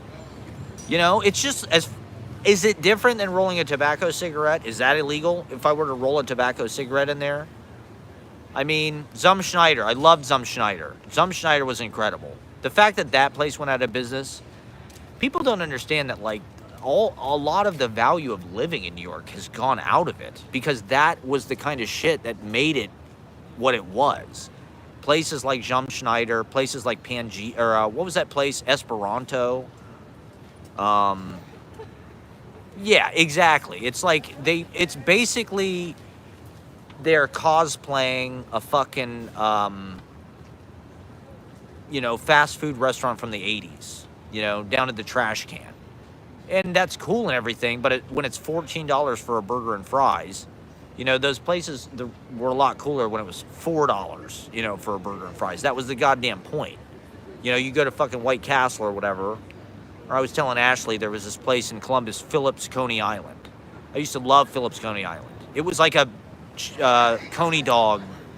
You get 4 Coney dogs for $5 or something, you know. And they got a fucking counter. You sit at the counter. You got tables by the window. Spalding Gray talks about Philip Coney Island in his diaries. He did a show at Wexner Center, and he talks about how we went to Phillips Coney Island. It was cheap. It was like a work, you know, lunch counter type place. That's kind of what, that's kind of what Hamburger America. They have a great PR agent, I'll say that. They've got a lot of publicity. I saw TikTok videos. I think they're in fucking Esquire, all that kind of legacy media. So good. I mean, it was okay. You know, it was all right. How hard is it to fucking cook a hamburger and fries? It's not that hard, you know. It was like a hamburger my dad would make. It's just like ground beef. They throw it in a frying pan. You know, it was good. Nothing special. But so, you know, I finished rolling my joint, or, you know, I'm rolling it. This woman comes over. I don't know if she's a manager or she's what. She looks at me. She goes, "Sir, you can't do that in here." I'm like, I was almost done. It's like, what's the big deal? Were people complaining? I don't know. I guess I'm just a lowlife. I'm just I'm a Doobie Brother dropout dweeb. It's pathetic. Odessa, yeah. Ginsburg, yeah, exactly. Odessa. Even Veselka is, like, weird. Veselka is, like, this weird, like, glass fucking, you know, yuppie fucking, I don't know. Yeah, maybe. She may have been short. I don't know. You know, I don't know. I just want to talk shit about Hamburger America. Yeah, I don't know. I've had a lot of interesting interactions this week. I've been bribed. I've been hassled by managers at Hamburger America. I thought Hamburger America was for the people. Yeah, there you go. You nailed it. Upscale Eastern European Denny's. It's got Denny's meets like Spago. It's like they're trying to be Spago. It's Wolfgang Puck's Veselka. Yeah, it's just yuppified. It's all yuppified. Whatever. It is what it is. What did I say?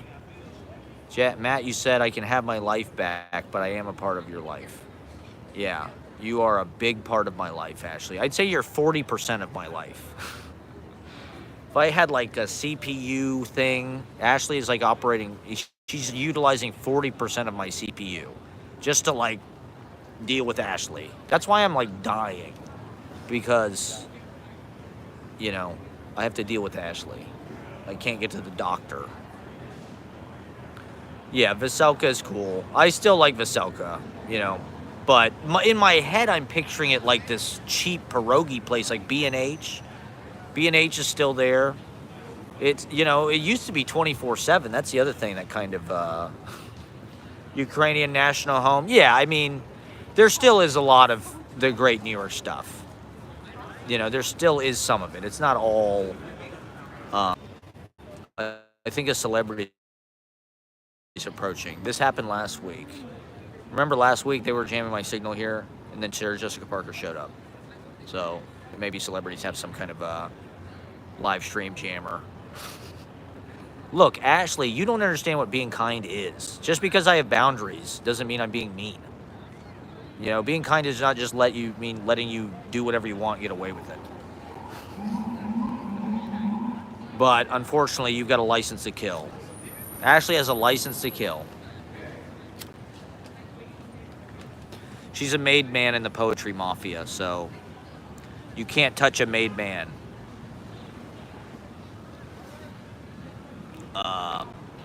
Yes, we will hang before Friday. Maybe you can join me in the doctor waiting room. Yeah, see there, here come cops. What I just told you. There's a cop just went by with the lights on.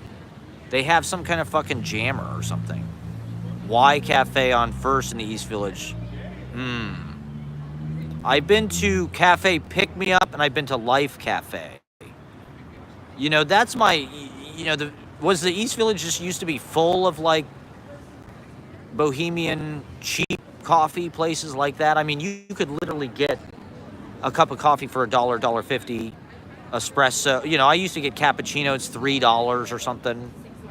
I mean, Cafe Pick Me Up had a really cool, they both did. They both had a very cool kind of ramshackle, leisurely, you know, you could just post up there. Yeah, St. Mark's was a totally different animal in 2000. Yeah, and it's like, you know, I hate to be one of these people that's just like, you know, living in the past, like I said in my poem, living in the past was easier, you know. But it sucks now, I think, right? Everybody agrees everything sucks now, right? I mean, that's what social media is for. We get on, we complain about how everything sucks. You know, they want everything to suck in real life, so we go online. That's why they did the pandemic to kill all their businesses and banned us from being able to talk about it on the internet. Just kidding. I don't want to get into that. That's where my daughter and son-in-law first met. Oh my! See, there you go. IRL. You need third places. You need brick and mortar. You need places where people can actually meet, even though they want everybody to just swipe. Swiping is not for human beings. It's for turnstiles, okay? You swipe at a turnstile, not at a person, okay? I will never swipe another person. Well, I will. I'll swipe them into the train, but that's it, okay? No, Ashley and I are IRL together. They design, yes, they absolutely design their aesthetic for Instagram and TikTok. They absolutely, I mean, that was millennial minimalism completely. Edison bulbs, all of that shit was all for Instagram. I hated all of it. I want to dissociate from millennials. I want to disavow my millennial status. I don't relate to millennials at all. Noah wants to leave. Ashley, you've literally been saying you're going to leave for like the last 40 minutes. You can't handle the truth. Oh my God. Final goodbye to Ashley. We watched Unfrosted together, okay? We watched Amy Schumer and Unfrosted, you know, and all of the rest of the politically elite DNC comedians. Bill Burr, he was okay. Who else? Everybody's in this fucking movie. I thought Sarah Cooper was good. They should cast Sarah Cooper in more stuff. She was excellent. Fucking Fred Armisen is great in everything. You can't touch Fred Armisen. I mean, Bill Hader passed. Bill Hader's like, I don't need to do the Jerry Seinfeld Pop-Tart movie. No, thank you. I don't need to be a part of that. Final goodbye. Good night, Ashley. Good night. Good day to you, sir. Every time I say goodbye to Ashley, it's like Willy Wonka saying goodbye. to Charlie and the Chocolate Factory. Nothing! Ixnay! Zilch! Good day to you, sir. I'm expecting a good night poem from Ashley. The perks. I get a custom poem from Ashley. The perks of being a muse. You know, of being objectified. It's my turn to be objectified. Okay? And I thought you know, I'm the muse. Who'd have thought? I'm proud. I'm proud to have inspired Ashley's book, which she won $10,000 for. And I wonder, how much percentage does the muse get? Nothing. Zero. That's not in the deal. I just inspired the fucking whole thing. I'm just kidding, okay? Just being sarcastic. We love Ashley. The Upside with Bryan Cranston and Kevin Hart. Watched it last night. It was pretty good. All right, I'll check it out. The Upside. Bryan Cranston is... I get Ashley's love. That's right. Which is invaluable. See, Ashley has very strong... she's on message, you know? Somebody should hire her to do, like, their brand messaging. She would be amazing at that. My love is a luxury, and you get it. That could be the fucking slogan for Marc Jacobs or something. That's the new bookmark tagline. My love is a luxury and you get it. Mark by Marc Jacobs. Bookmark by Marc Jacobs. Various Eurovision. I keep hearing about this Eurovision thing. This Eurovision thing seems crazy. What the hell? What the fuck is going on? They have some kind of weird religious song contest that's like this cult ritual. It looks like some kind of big ABBA cult or something. And Will Ferrell's there for some reason. It's great. Yeah, I'm just I'm sorry. I'm, you know, just being an idiot. But Eurovision sucks these days. Ashley, why do you have to just contradict? You're going to scare people out of my live stream.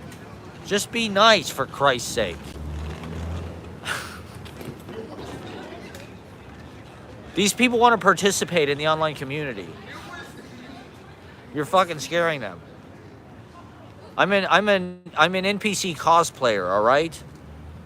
I'm trying to build my let's end on a loving note. Okay, goodbye, Ashley. We love you. Everyone in the chat loves you. Everybody say that you love Ashley in the chat. So Eurovision is a song contest. This is so it's like European Olympics of songs. That's crazy. I mean, I do think they contain the song. Their relationship with song is different over there. You know, I think that's why the Beatles were European. That's why all those bands were British. It's just like they're all singing in pubs. They're all singing in football. You know, it's like they're very fucking puffed up and oratorical. Thank you, Alex D'Agostino. I'm sorry I didn't get you up yesterday. Thank you for the Bob Dylan poster. I was gonna get you up. I'm sorry. Next time I'll get you up early. I had a lot of people sign up last night, and they, you know, I don't know. We'll be doing earlier in the summer. I'll push it back to 8. But it was a star-studded lineup yesterday. We were very lucky to have a big turnout. You know, we get a big turnout every, you know, usually about once a month or so. There's 60 or 70 people, you know. And then the other shows are always well attended, but Ashley, you know, she's divisive. Everybody likes Ed, okay? I don't know what it is. I have no idea. He's a character, I think. Yeah, right, he's a character. I don't know what it is. I wish I did. I wish... the effect he has on audience is crazy, you know? China Cat Sunflower. That's right. You met from China Cat Sunflower. I don't know what it is.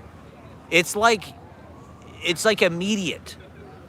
Even when he gets on stage and does small things, people are very keyed in. I don't know what it is. It's very intriguing, but it's also peculiar to me.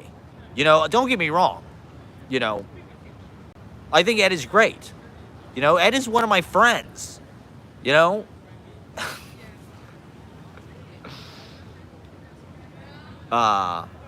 he's amazing. But it is also curious to me. He does have an effect on audiences that's very curious to me. I don't get it in certain ways. I mean, he's amazing, don't get me wrong. But it's different, you know? Uh-huh. Yeah. Yeah. Yeah, it's different. Uh-huh. Yeah. Right. Okay. Yeah. I mean, in a certain way, well, part of with the open mic, I don't want to focus on any one person too much. That's contra to the spirit of the thing, you know. And so I have to be careful about things like that. That's not really the point. You know, the point is about evening it out for everybody, you know. And so I don't want any one person. I don't want that going to anybody's head. You know, that's the danger of that, you know. Um, so it's like, I don't necessarily want to promote, you know, any one person, you know. I try to spread out. Last night it was like we had a couple special kind of things that were kind of planned in advance.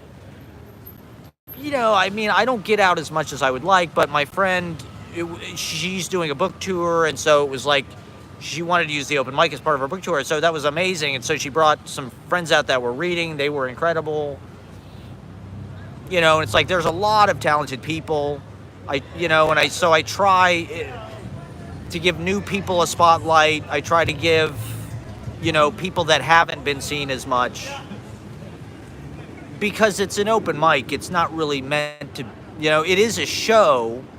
Definitely, we want to do the best show that we can do, but it's also meant to be forgiving.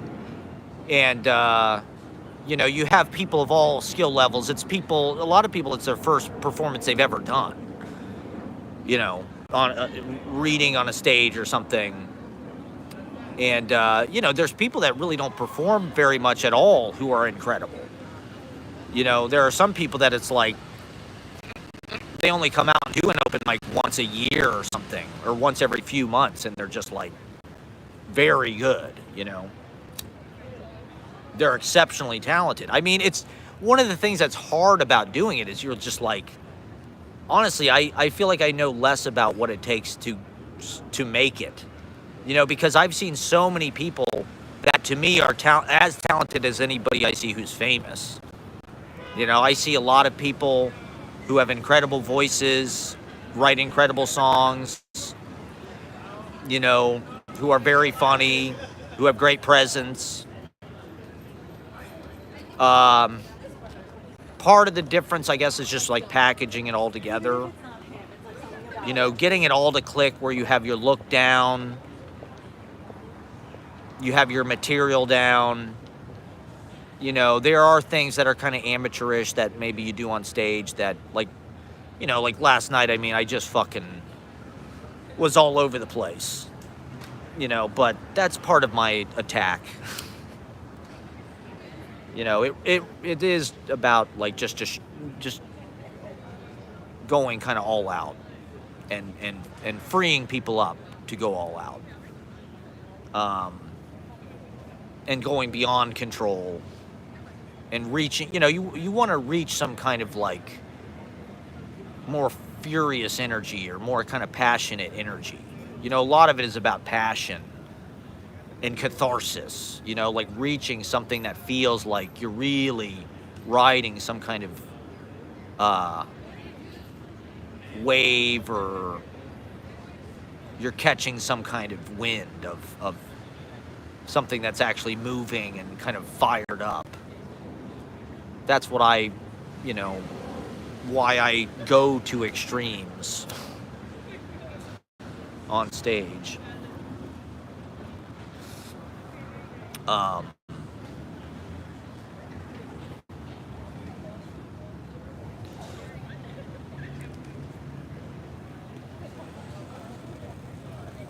But You know, a lot of the people I see who are famous, like, are, like, you know, I saw that picture of all the comedians in Beverly Hills. You know, it's like the Netflix Just for Laughs, and it's, you know, it's this huge group shot of all these, like, you know, Chappelle and Jon Stewart, fucking Bo Burnham and fucking Mulaney, and but then it's like Bert Kreischer and fucking, you know, a lot of these fucking Rogan podcasts. I mean, there's Andrew fucking Schultz or whatever that guy is. A lot of these fucking podcasters, and pretty much all of them. You know, it's like, I mean, show business is changing. Like, it's becoming more casual. It's sort of melding with life. You know, it's not like Hollywood glitz, glamour, tuxedo, Tonight Show. You wear a fucking suit, kind of formality, like legacy media. It is more like I film this, you know, in my fucking, you know, house with my friends or whatever, just wearing hoodies. And so people are like taking their podcasts on stage, right? Like you're building more of an audience through that. You're building way more of an audience doing live streams, doing a podcast, you know, Chapo Trap House or fucking Stavros, right? I think that guy came off Chapo Trap House. Or Nick Mullen, didn't that guy start on a podcast? Or like, you know, he's been a comedian for a long time, but he really broke through doing a fucking, you know, who's that guy on YouTube? Andrew Friedland or whoever that guy is. His show is kind of like the Mulaney show, where it's like they had like kind of a cinematic approach to like a lot of, you know, streaming is kind of lo-fi, or they don't actually make it kind of look nice. Yeah. I just saw Sam Morril on McDougal. Ashley and I were sitting in fucking Cafe Reggio, and Sam Morril walked by a couple times. You know, so we're right there. That's what's so weird about being in New York, is like, it's almost like there's a disconnect. You know, like you used to move to New York, and you felt like you could make it by being discovered here. I don't know if that happens anymore. You know, I saw something the other day that said, yeah, Comedy Cellar. Something the other day said, you know, they won't even look at you unless you have 50,000 followers. You know, they're expecting you to build the audience for them. You know, it's almost like they want to have access to your audience, you know. People like Andrew Schultz, it's like, you know, does Netflix really want to fucking deal with Bert Kreischer? Like, probably fucking not. Like, they probably think he sucks. But, you know, 2 bears, 1 cup, or whatever the fuck it is. 2 bears, 1 shirt, or who's the other guy? Fucking with the beard. I don't know. I'm waiting for the poetry podcast revolution.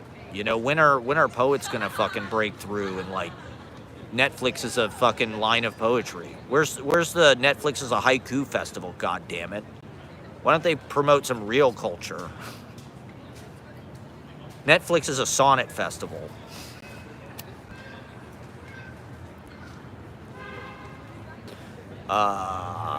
Yeah, I don't see that happening. There's no poet. There's no money. Bert was funny until he started to work. Yeah. I don't know. You know, it's just interesting what becomes successful on these platforms, what people really want to see versus what TV networks have shown them for, you know, most of our lives, as far as like programming, you know.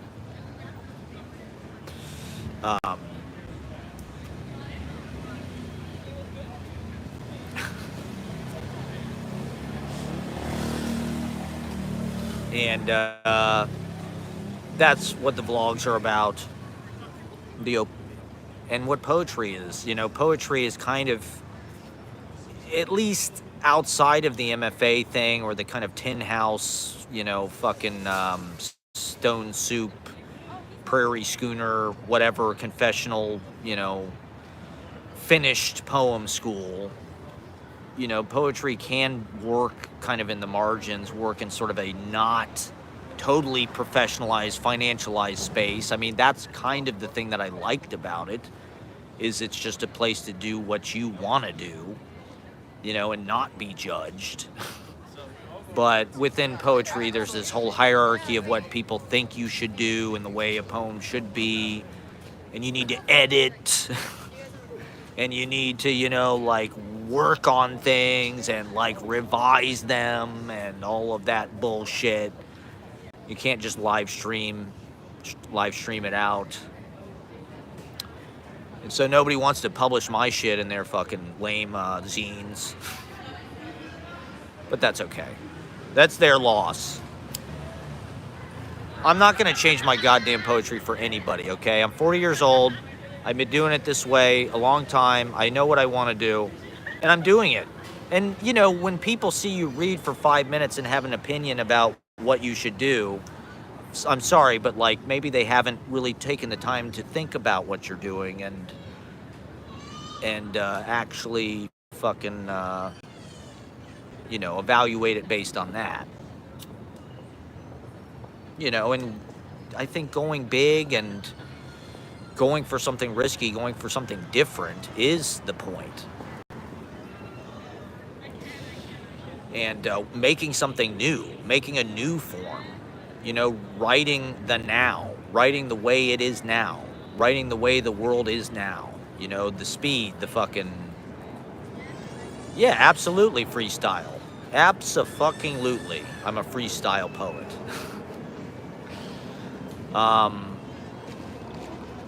It's just it's just about saying things in the order that they happen. You can make them rhyme. You're only justified in freestyling if you make something rhyme, because that's something where people go, how did he do that? That takes skill. That's like a trick. It's like, it's not as hard as people think it is, but, when people are evaluating your art, they need to see that you have some kind of technique or something that's more difficult than what the average person can do. Otherwise, why are you asking for money, or why should we be impressed? And I just don't know if I agree with that. And I don't know, there's more subtle effects that maybe aren't as recognizable.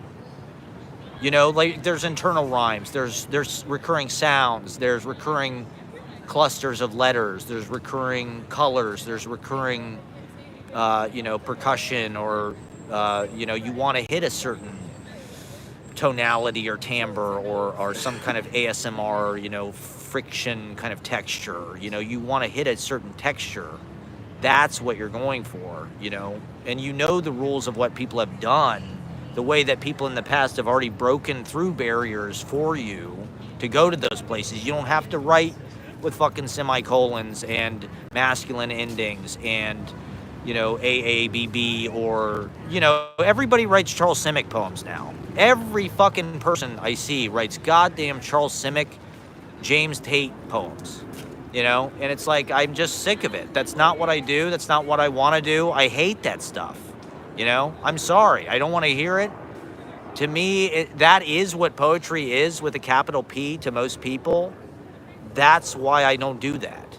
To me, I don't even know that I'm writing poetry. I'm really just writing things down that, like, I think are worth writing down.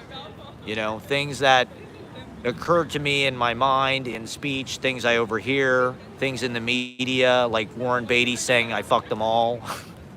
That was the one takeaway they had from my reading. I have this line in my poem, I fucked them all, it's what I do, which is a line from this movie Shampoo, which we had watched the previous weekend. And, it's just something it was the most memorable part of the movie, so I put it in my poem. And that's what people remembered from my reading, was the line where I said, I fucked them all. Because it's a great line. It didn't really pertain to anything. It was sort of sarcastic. I guess it was just antagonistic and sort of provocative. I would not necessarily take ownership of the sentiment of it, but, it's maybe not something, I'm sure people, I don't know. Like I said, we're in this era where certain things are off limits, and everybody's trying to police what they should say and what they shouldn't say.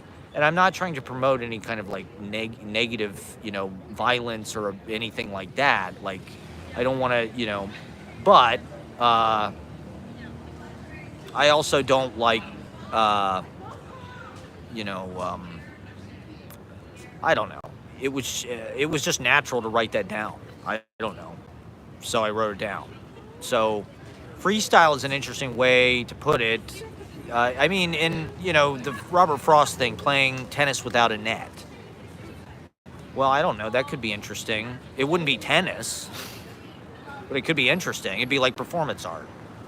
So it's like, you're working in the borders of a lot of different things, trying to just make something interesting. To me, it's about getting out everything I want to get out. Usually you have to find a frame for that. That takes a lot of work, to take the one thing you want to say and put it into a frame that justifies that. John Ashbery broke that for us. We don't have to do that anymore.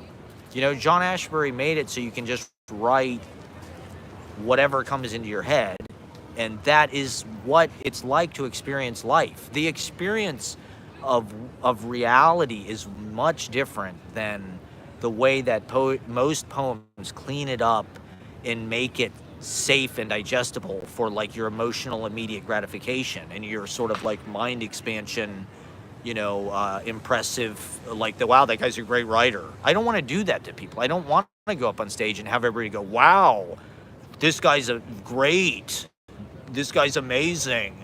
It's more about showing them that they can do this, and this is just a way to sort of like make your life interesting. It's a way of like noticing things in my real life so that doesn't go to waste.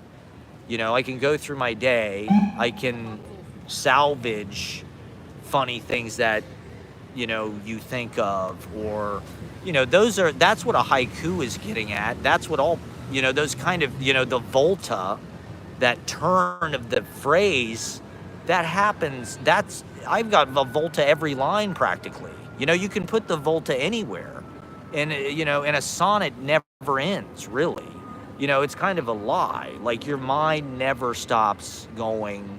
Your thoughts never stop going. The fact that the poem ends is kind of a lie. And so with my stuff, there's not really edges. It all kind of blurs together. It's one big thing, even though it's segmented into these, just kind of like life, like a day is kind of segmented, but it's not really. It is all one thing. And there's even little episodes within that. There's a million different poems that happen every day.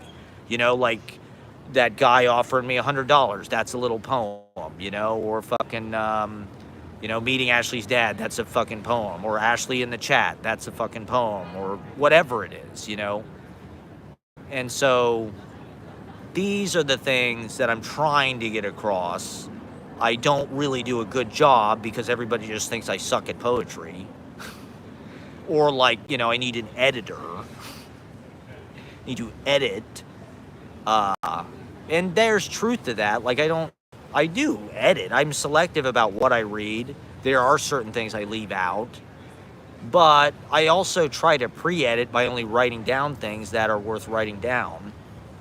And I know, and also you're gonna do that. I'm very influenced by like freestyling and rap culture in general and hip hop culture, because like I do think they tapped into like channeling in a way that like is not. I think that's kind of what stand-up comedy is in the same way. Like stand-up comedy is sort of like, their rap and stand-up comedy are kind of the same thing, I think, in our culture. Like they're both oral roasting or like play on words, or like, it's what people listen to, it's like that is the poetry of our fucking culture. It's stand-up comedy, it's hip-hop, and like freestyling is something that all poets should think about, because poetry is about as far from freestyling as you can get.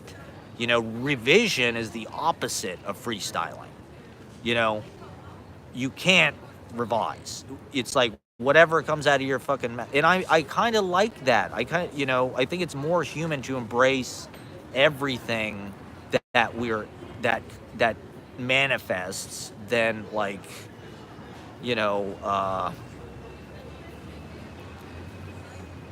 revision is like picky. It's like Karen. It's like, it's an illusion. You're trying to make something perfect. That is like Western. That's like European. That's why we're in this mess. That's colonialism. That's Western culture, and don't get me wrong. there's definitely something to be said for craftsmanship and making something well.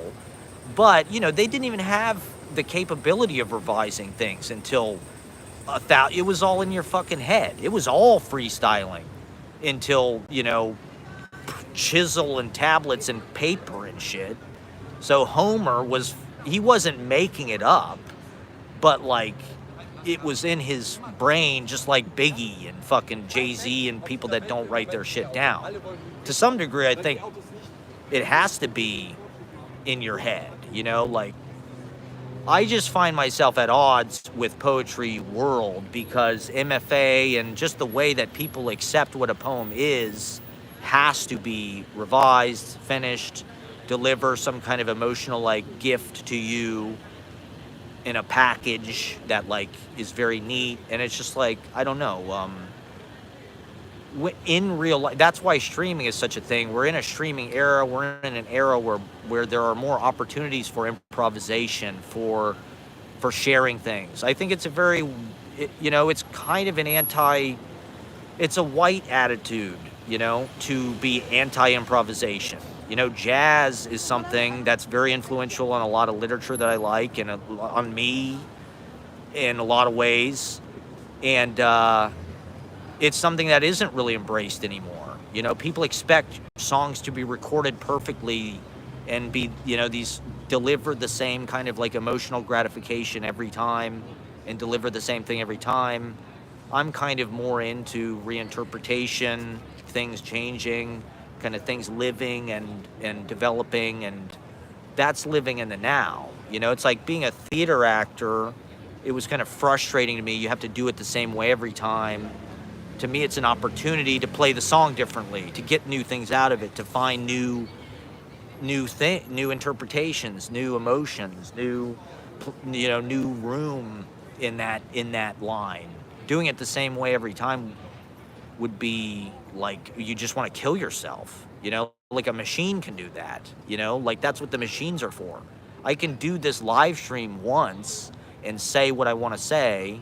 And, you know, this isn't maybe exactly how I would phrase everything, but, you know, I might even get to things that are more interestingly phrased by having the pressure of doing it live and also just doing it live with voice and a real person behind it rather than just like text and transferring it that way, which is kind of impersonal. And you don't really know an author if you've only read their text, and meeting them in person and receiving a poem in person is a very different experience. And with this, you're able to bring all those dimensions. You're able to bring a storytelling dimension. You can see who I am. You can see the circumstances. You know, you hear a vocal inflection, a tonality, an emotion that's very real.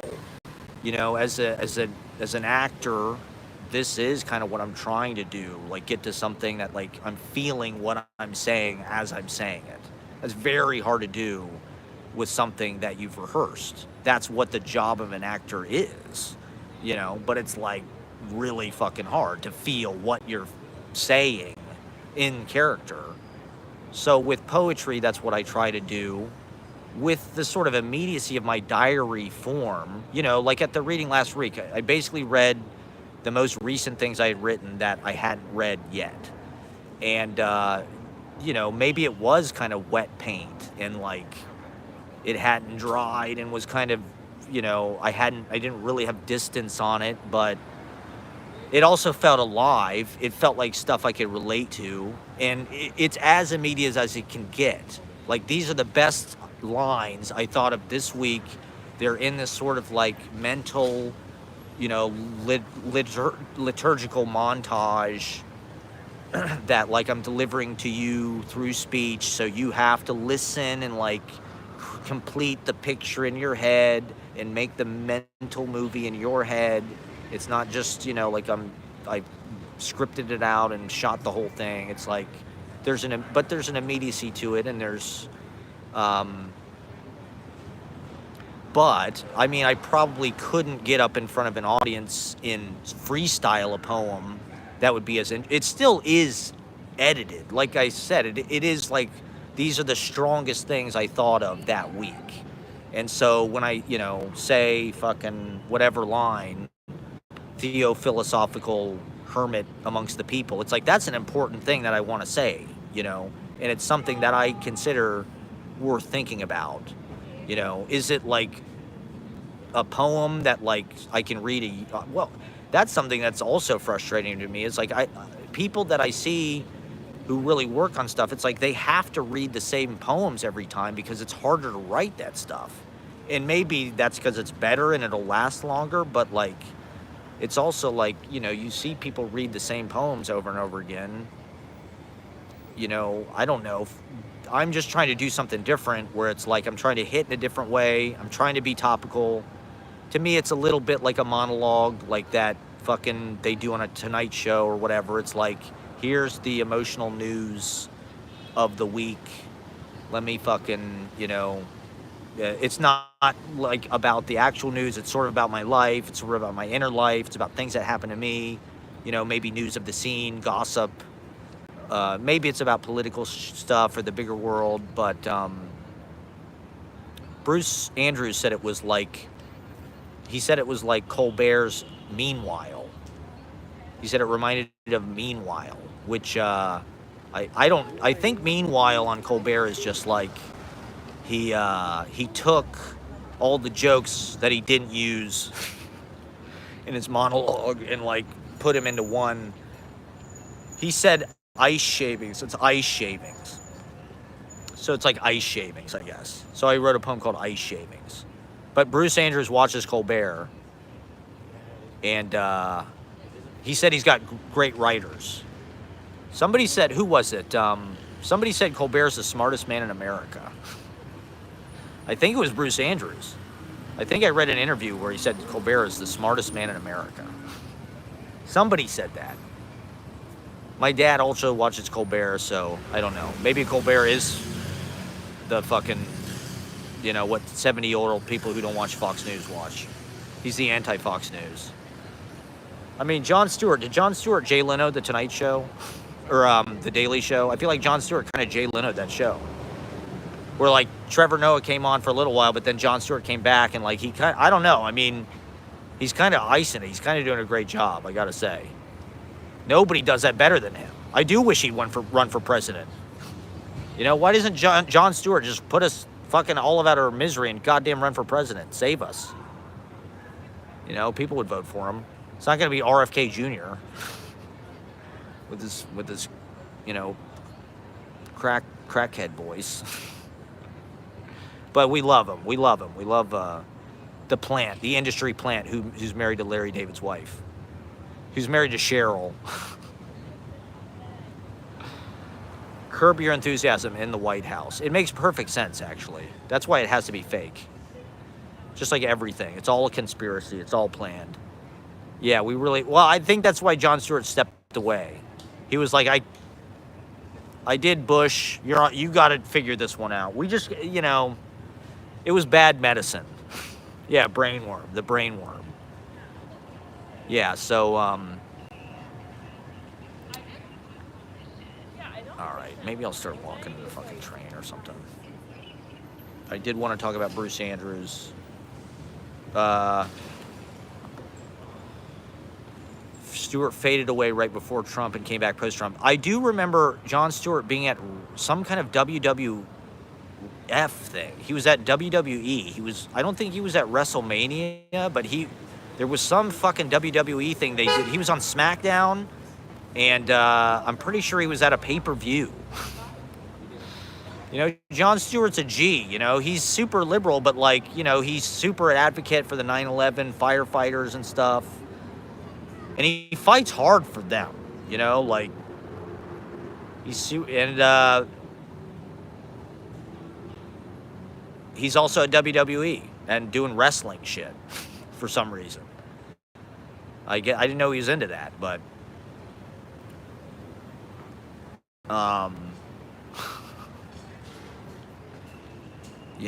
Stewart for president, man. I mean, come on. Stewart Colbert. The Bruce Andrews ticket. Bruce Andrews would be thrilled. No, we love him. I probably shouldn't talk about him that much. I'm sure that's why Walking Commuter. I think I've seen Walking Commuter. I've seen Action Kid, definitely. I was watching Action Kid during the pandemic. Action Kid, I think, is like famous. I have seen Walking Computer because I think he's got like a couple thousand viewers or something per stream. I mean, that's why I have to fix my legs so I can be a walking streamer. You know, sitting is good, but I think people tune in for the walking. You know, you might run into Sarah Jessica Parker or fucking Lil Steven. You know, I've had mega celebrity guests on my live stream just by walking. I saw Graydon Carter today. You know, that could have been on the fucking... Oh, Action Kid moved in Miami? Really? Why? Is that because the all of the illegals and the free money for the you know, the blue state? It's because it's a blue state. People really hate Cash Jordan, huh? Every Cash Jordan video now is like, people are fleeing New York City forever. New York City is done forever. They're moving in the army to Central Park. He moved to Miami so he wouldn't have to pay New York taxes. What a slime ball. I mean, I guess it makes sense, but as the legacy media dies, Zelensky, of course, was a comedian. There you go, exactly. Jon Stewart. I remember watching Jon Stewart on Apple fucking Prime talking about Zelensky. He said it was like Shecky Green becoming Winston Churchill. Which maybe Jon Stewart could be our Winston Churchill in the Civil War, in the upcoming Project 2025 Civil War. Will Jon Stewart be our... He bought an $800,000 condo on Miami Beach. Oh, fucking Action Kid has a trust fund? Did his dad invent LASIK? Apparently Tao Lin's dad invented LASIK. That kind of... He's a Nepo baby. That's not fair. Tao Lin's dad invented LASIK? That's like... That's a huge advantage. That is a huge competitive advantage in the literary Survivor reality show. Who will make it to literary immortality and being published? Being widely published. I mean, I think readings are great. I love readings, but I also think they're kind of a false positive. You know, like the impression you get from hearing somebody's poetry can be vastly different than the impression you might get if you encounter it on the page. Not that people are going to love what I do either way, but I think you need both. You know, both dimensions are important. It'd be nice to have both at the same time, like church. You know, they give you the little hymn book so you can follow along. I mean, my family are good Catholics. They know the whole script. They know every line in church. In Catholic church, there's like these there's all these lines that you need to know, you know, like, and also with you, pray be Jesus to pray for us, or whatever, Blessed Heart, whatever it is. I don't even know. There's all these lines. There's like a script. And, I don't know any of the lines. I know peace be with you. And also with you. But I don't know the Lord's Prayer. I still kind of, you know, it's like a sonnet. Oh my God, we are so fucked. People don't, I mean, that's the nightmare of living in this country right now. It's like we are already fucked.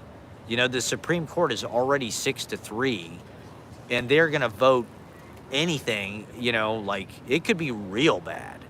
I mean, if Trump gets elected and they fire all, you know, they could clean house in the government. Things could get very, very dark. I don't know. It'll be. I heard somebody say there might not even be an election this year. I wouldn't be surprised, actually. You know, they might want to. They're doing everything they can to put Trump away before he gets the chance to even like sort of. I mean, are they? What? Let's say he's in jail when he gets reelected.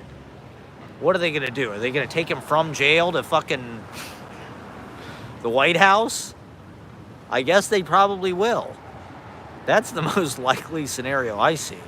Trump literally going from like an orange jumpsuit to like the oath.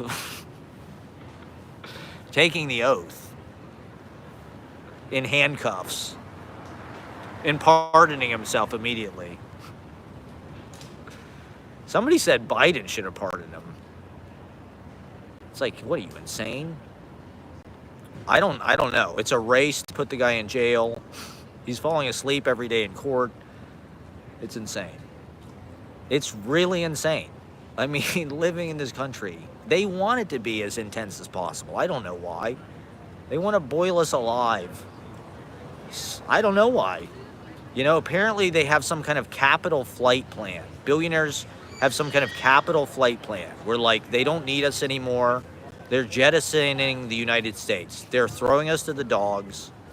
They're going to protect, like, maybe New York. New York is going to be like some kind of offshore playground for, like, you know, the world elite, the billionaire class, and, you know, anybody who can make themselves valuable to them, just raiding and pillaging the rest of the fucking world. That's why I hate tech people. Tech people are really the people that enabled this. They gave the logistic build out to just shovel all of the fucking money upward.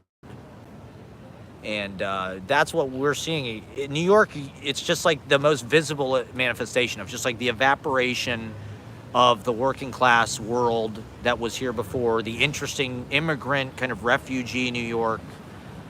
Even though, you know, there's still kind of an interesting refugee situation here in a new class. I mean, that's not anything new. That's what New York is. It's a processing center. It's a welcoming, you know. Yeah. You have to be. Anybody who makes money fucking makes themselves valuable to tech, you know? You have to be, you know? I mean, basically what I do is sort of a form of tech. I'm a video guy, you know? I know how to operate video editing equipment and shit that, like, maybe people outside of, you know, it's like a software expertise, basically. But, I don't know. Not getting a piece of the pie, or just like, you know, it's just not seeing the way what's happened in New York, especially, is kind of a bitter fucking pill to swallow, you know. It's just all right, do I have all my shit? My fucking phone is about to die, so I do have to kind of tune out. I would love to just talk. Thank you for watching. I'm sorry if I was all over the place or emotional or mean or anything. There was a guy literally sitting across from me the whole time. About 2 hours ago, this fucking guy sat, because I'm at this little table, right? This guy literally sat directly across from me and started eating this cheesecake thing. He didn't have earbuds in or anything. He sat there, he listened to that entire thing. Like literally 2 feet away from me. I don't know how much attention he was paying. Was that guy a psyop? I don't know. Was that an op? Was that guy CIA? I don't know. But good for him. That was you? Fuck, all right. That's the ultimate participation in the chat. Thank you for not interrupting. Thank you for politely, you know, keeping it in the chat. I felt like I should let it die and I should have said something to him. You know, because he sat there and watched the whole thing. Maybe he was rich or something. Maybe he would have given me some money. All right. Well, thank you guys for watching. Thank you for watching my opinions. Once again, these are just opinions. They're just one person's opinions. Just food for thought. You know, it's okay. This is something, because I read an interview with Bruce Andrews. There was also a really good interview with Ron Silliman that I read, that Bruce Andrews shared on Facebook. He added me on Facebook. I got a friend request from Bruce Andrews. Here, let me give you a little bit of Moonlight. There's some good Greenwich Village Moonlight for you, everybody. How about that romantic? That's the Village right there, baby. That's what we're here for. That kind of off-Broadway Edward Albee, you know. It's still alive. The Bohemia is still alive, okay? We're still making poetry. We're still making magic. Even though the crypto capital people want to necroticize all the creativity and hoard it for themselves. We're keeping the children fed and clothed, giving them places to read and be seen. That's right. Give it up to New York City. I know it's crazy, but it's true. Yeah, so, okay, Bruce Andrews said, fuck, what the hell did he say? Fuck, there was something I was going to say. Oh, yeah, it's just, if it creates a movement in people towards writing, that's what his work is meant to do. And that's kind of what my everything is meant to do. You know, I just want to, oh yeah, Who's Afraid of Virginia Woolf is amazing. Amazing film. Amazing film. That play just rips so hard, it's crazy. I'd love to do that. Me and Ashley should do that. We basically are that fucking play. Me and Ashley are gonna do Who's Afraid of Virginia Woolf in Central Park this summer. That would be perfect. Maybe we'll do it at open mic next week. We already did My Dinner with Andre. Okay, so yeah, you're just trying to create movement in people towards writing. These are things to think about. You know, maybe you put it together with something you've been thinking, and you know, it's working. People are publishing. People are starting their own open mics. People are, you know, activating themselves, you know, going out doing readings, booking readings, growing. So, you know, it's not really meant to be something you agree with and approve of. You know, we don't need your approval. We do not need your permission to write the way that we fucking write. So, anyway, thank you guys for watching. Have a beautiful rest of your week. I'll probably be back on tomorrow. I'm probably going to be doing this more this week because it's weather's supposed to be nice. And yeah, Wally, baby. Oh shit, my phone's about to die. But I'm going to get back on tomorrow. I'll be back on tomorrow afternoon. The weather's going to be nice, so I'll probably be doing this a few times this week. Thank you guys for watching. I love you all. Go back and watch from the beginning. You know, we covered a lot of ground. I didn't read any poetry, but check out my reading from last week. It's on there. There's closed captionings. Watch it with the closed captionings. And we'll talk soon, everybody. All right. Thank you for watching. Good night. Living up at the moon in New York City. I know it's crazy, but it's true. When you get stuck between the moon and New York City, that you can do, the best that you can do is walk away. Mama, mama, mama.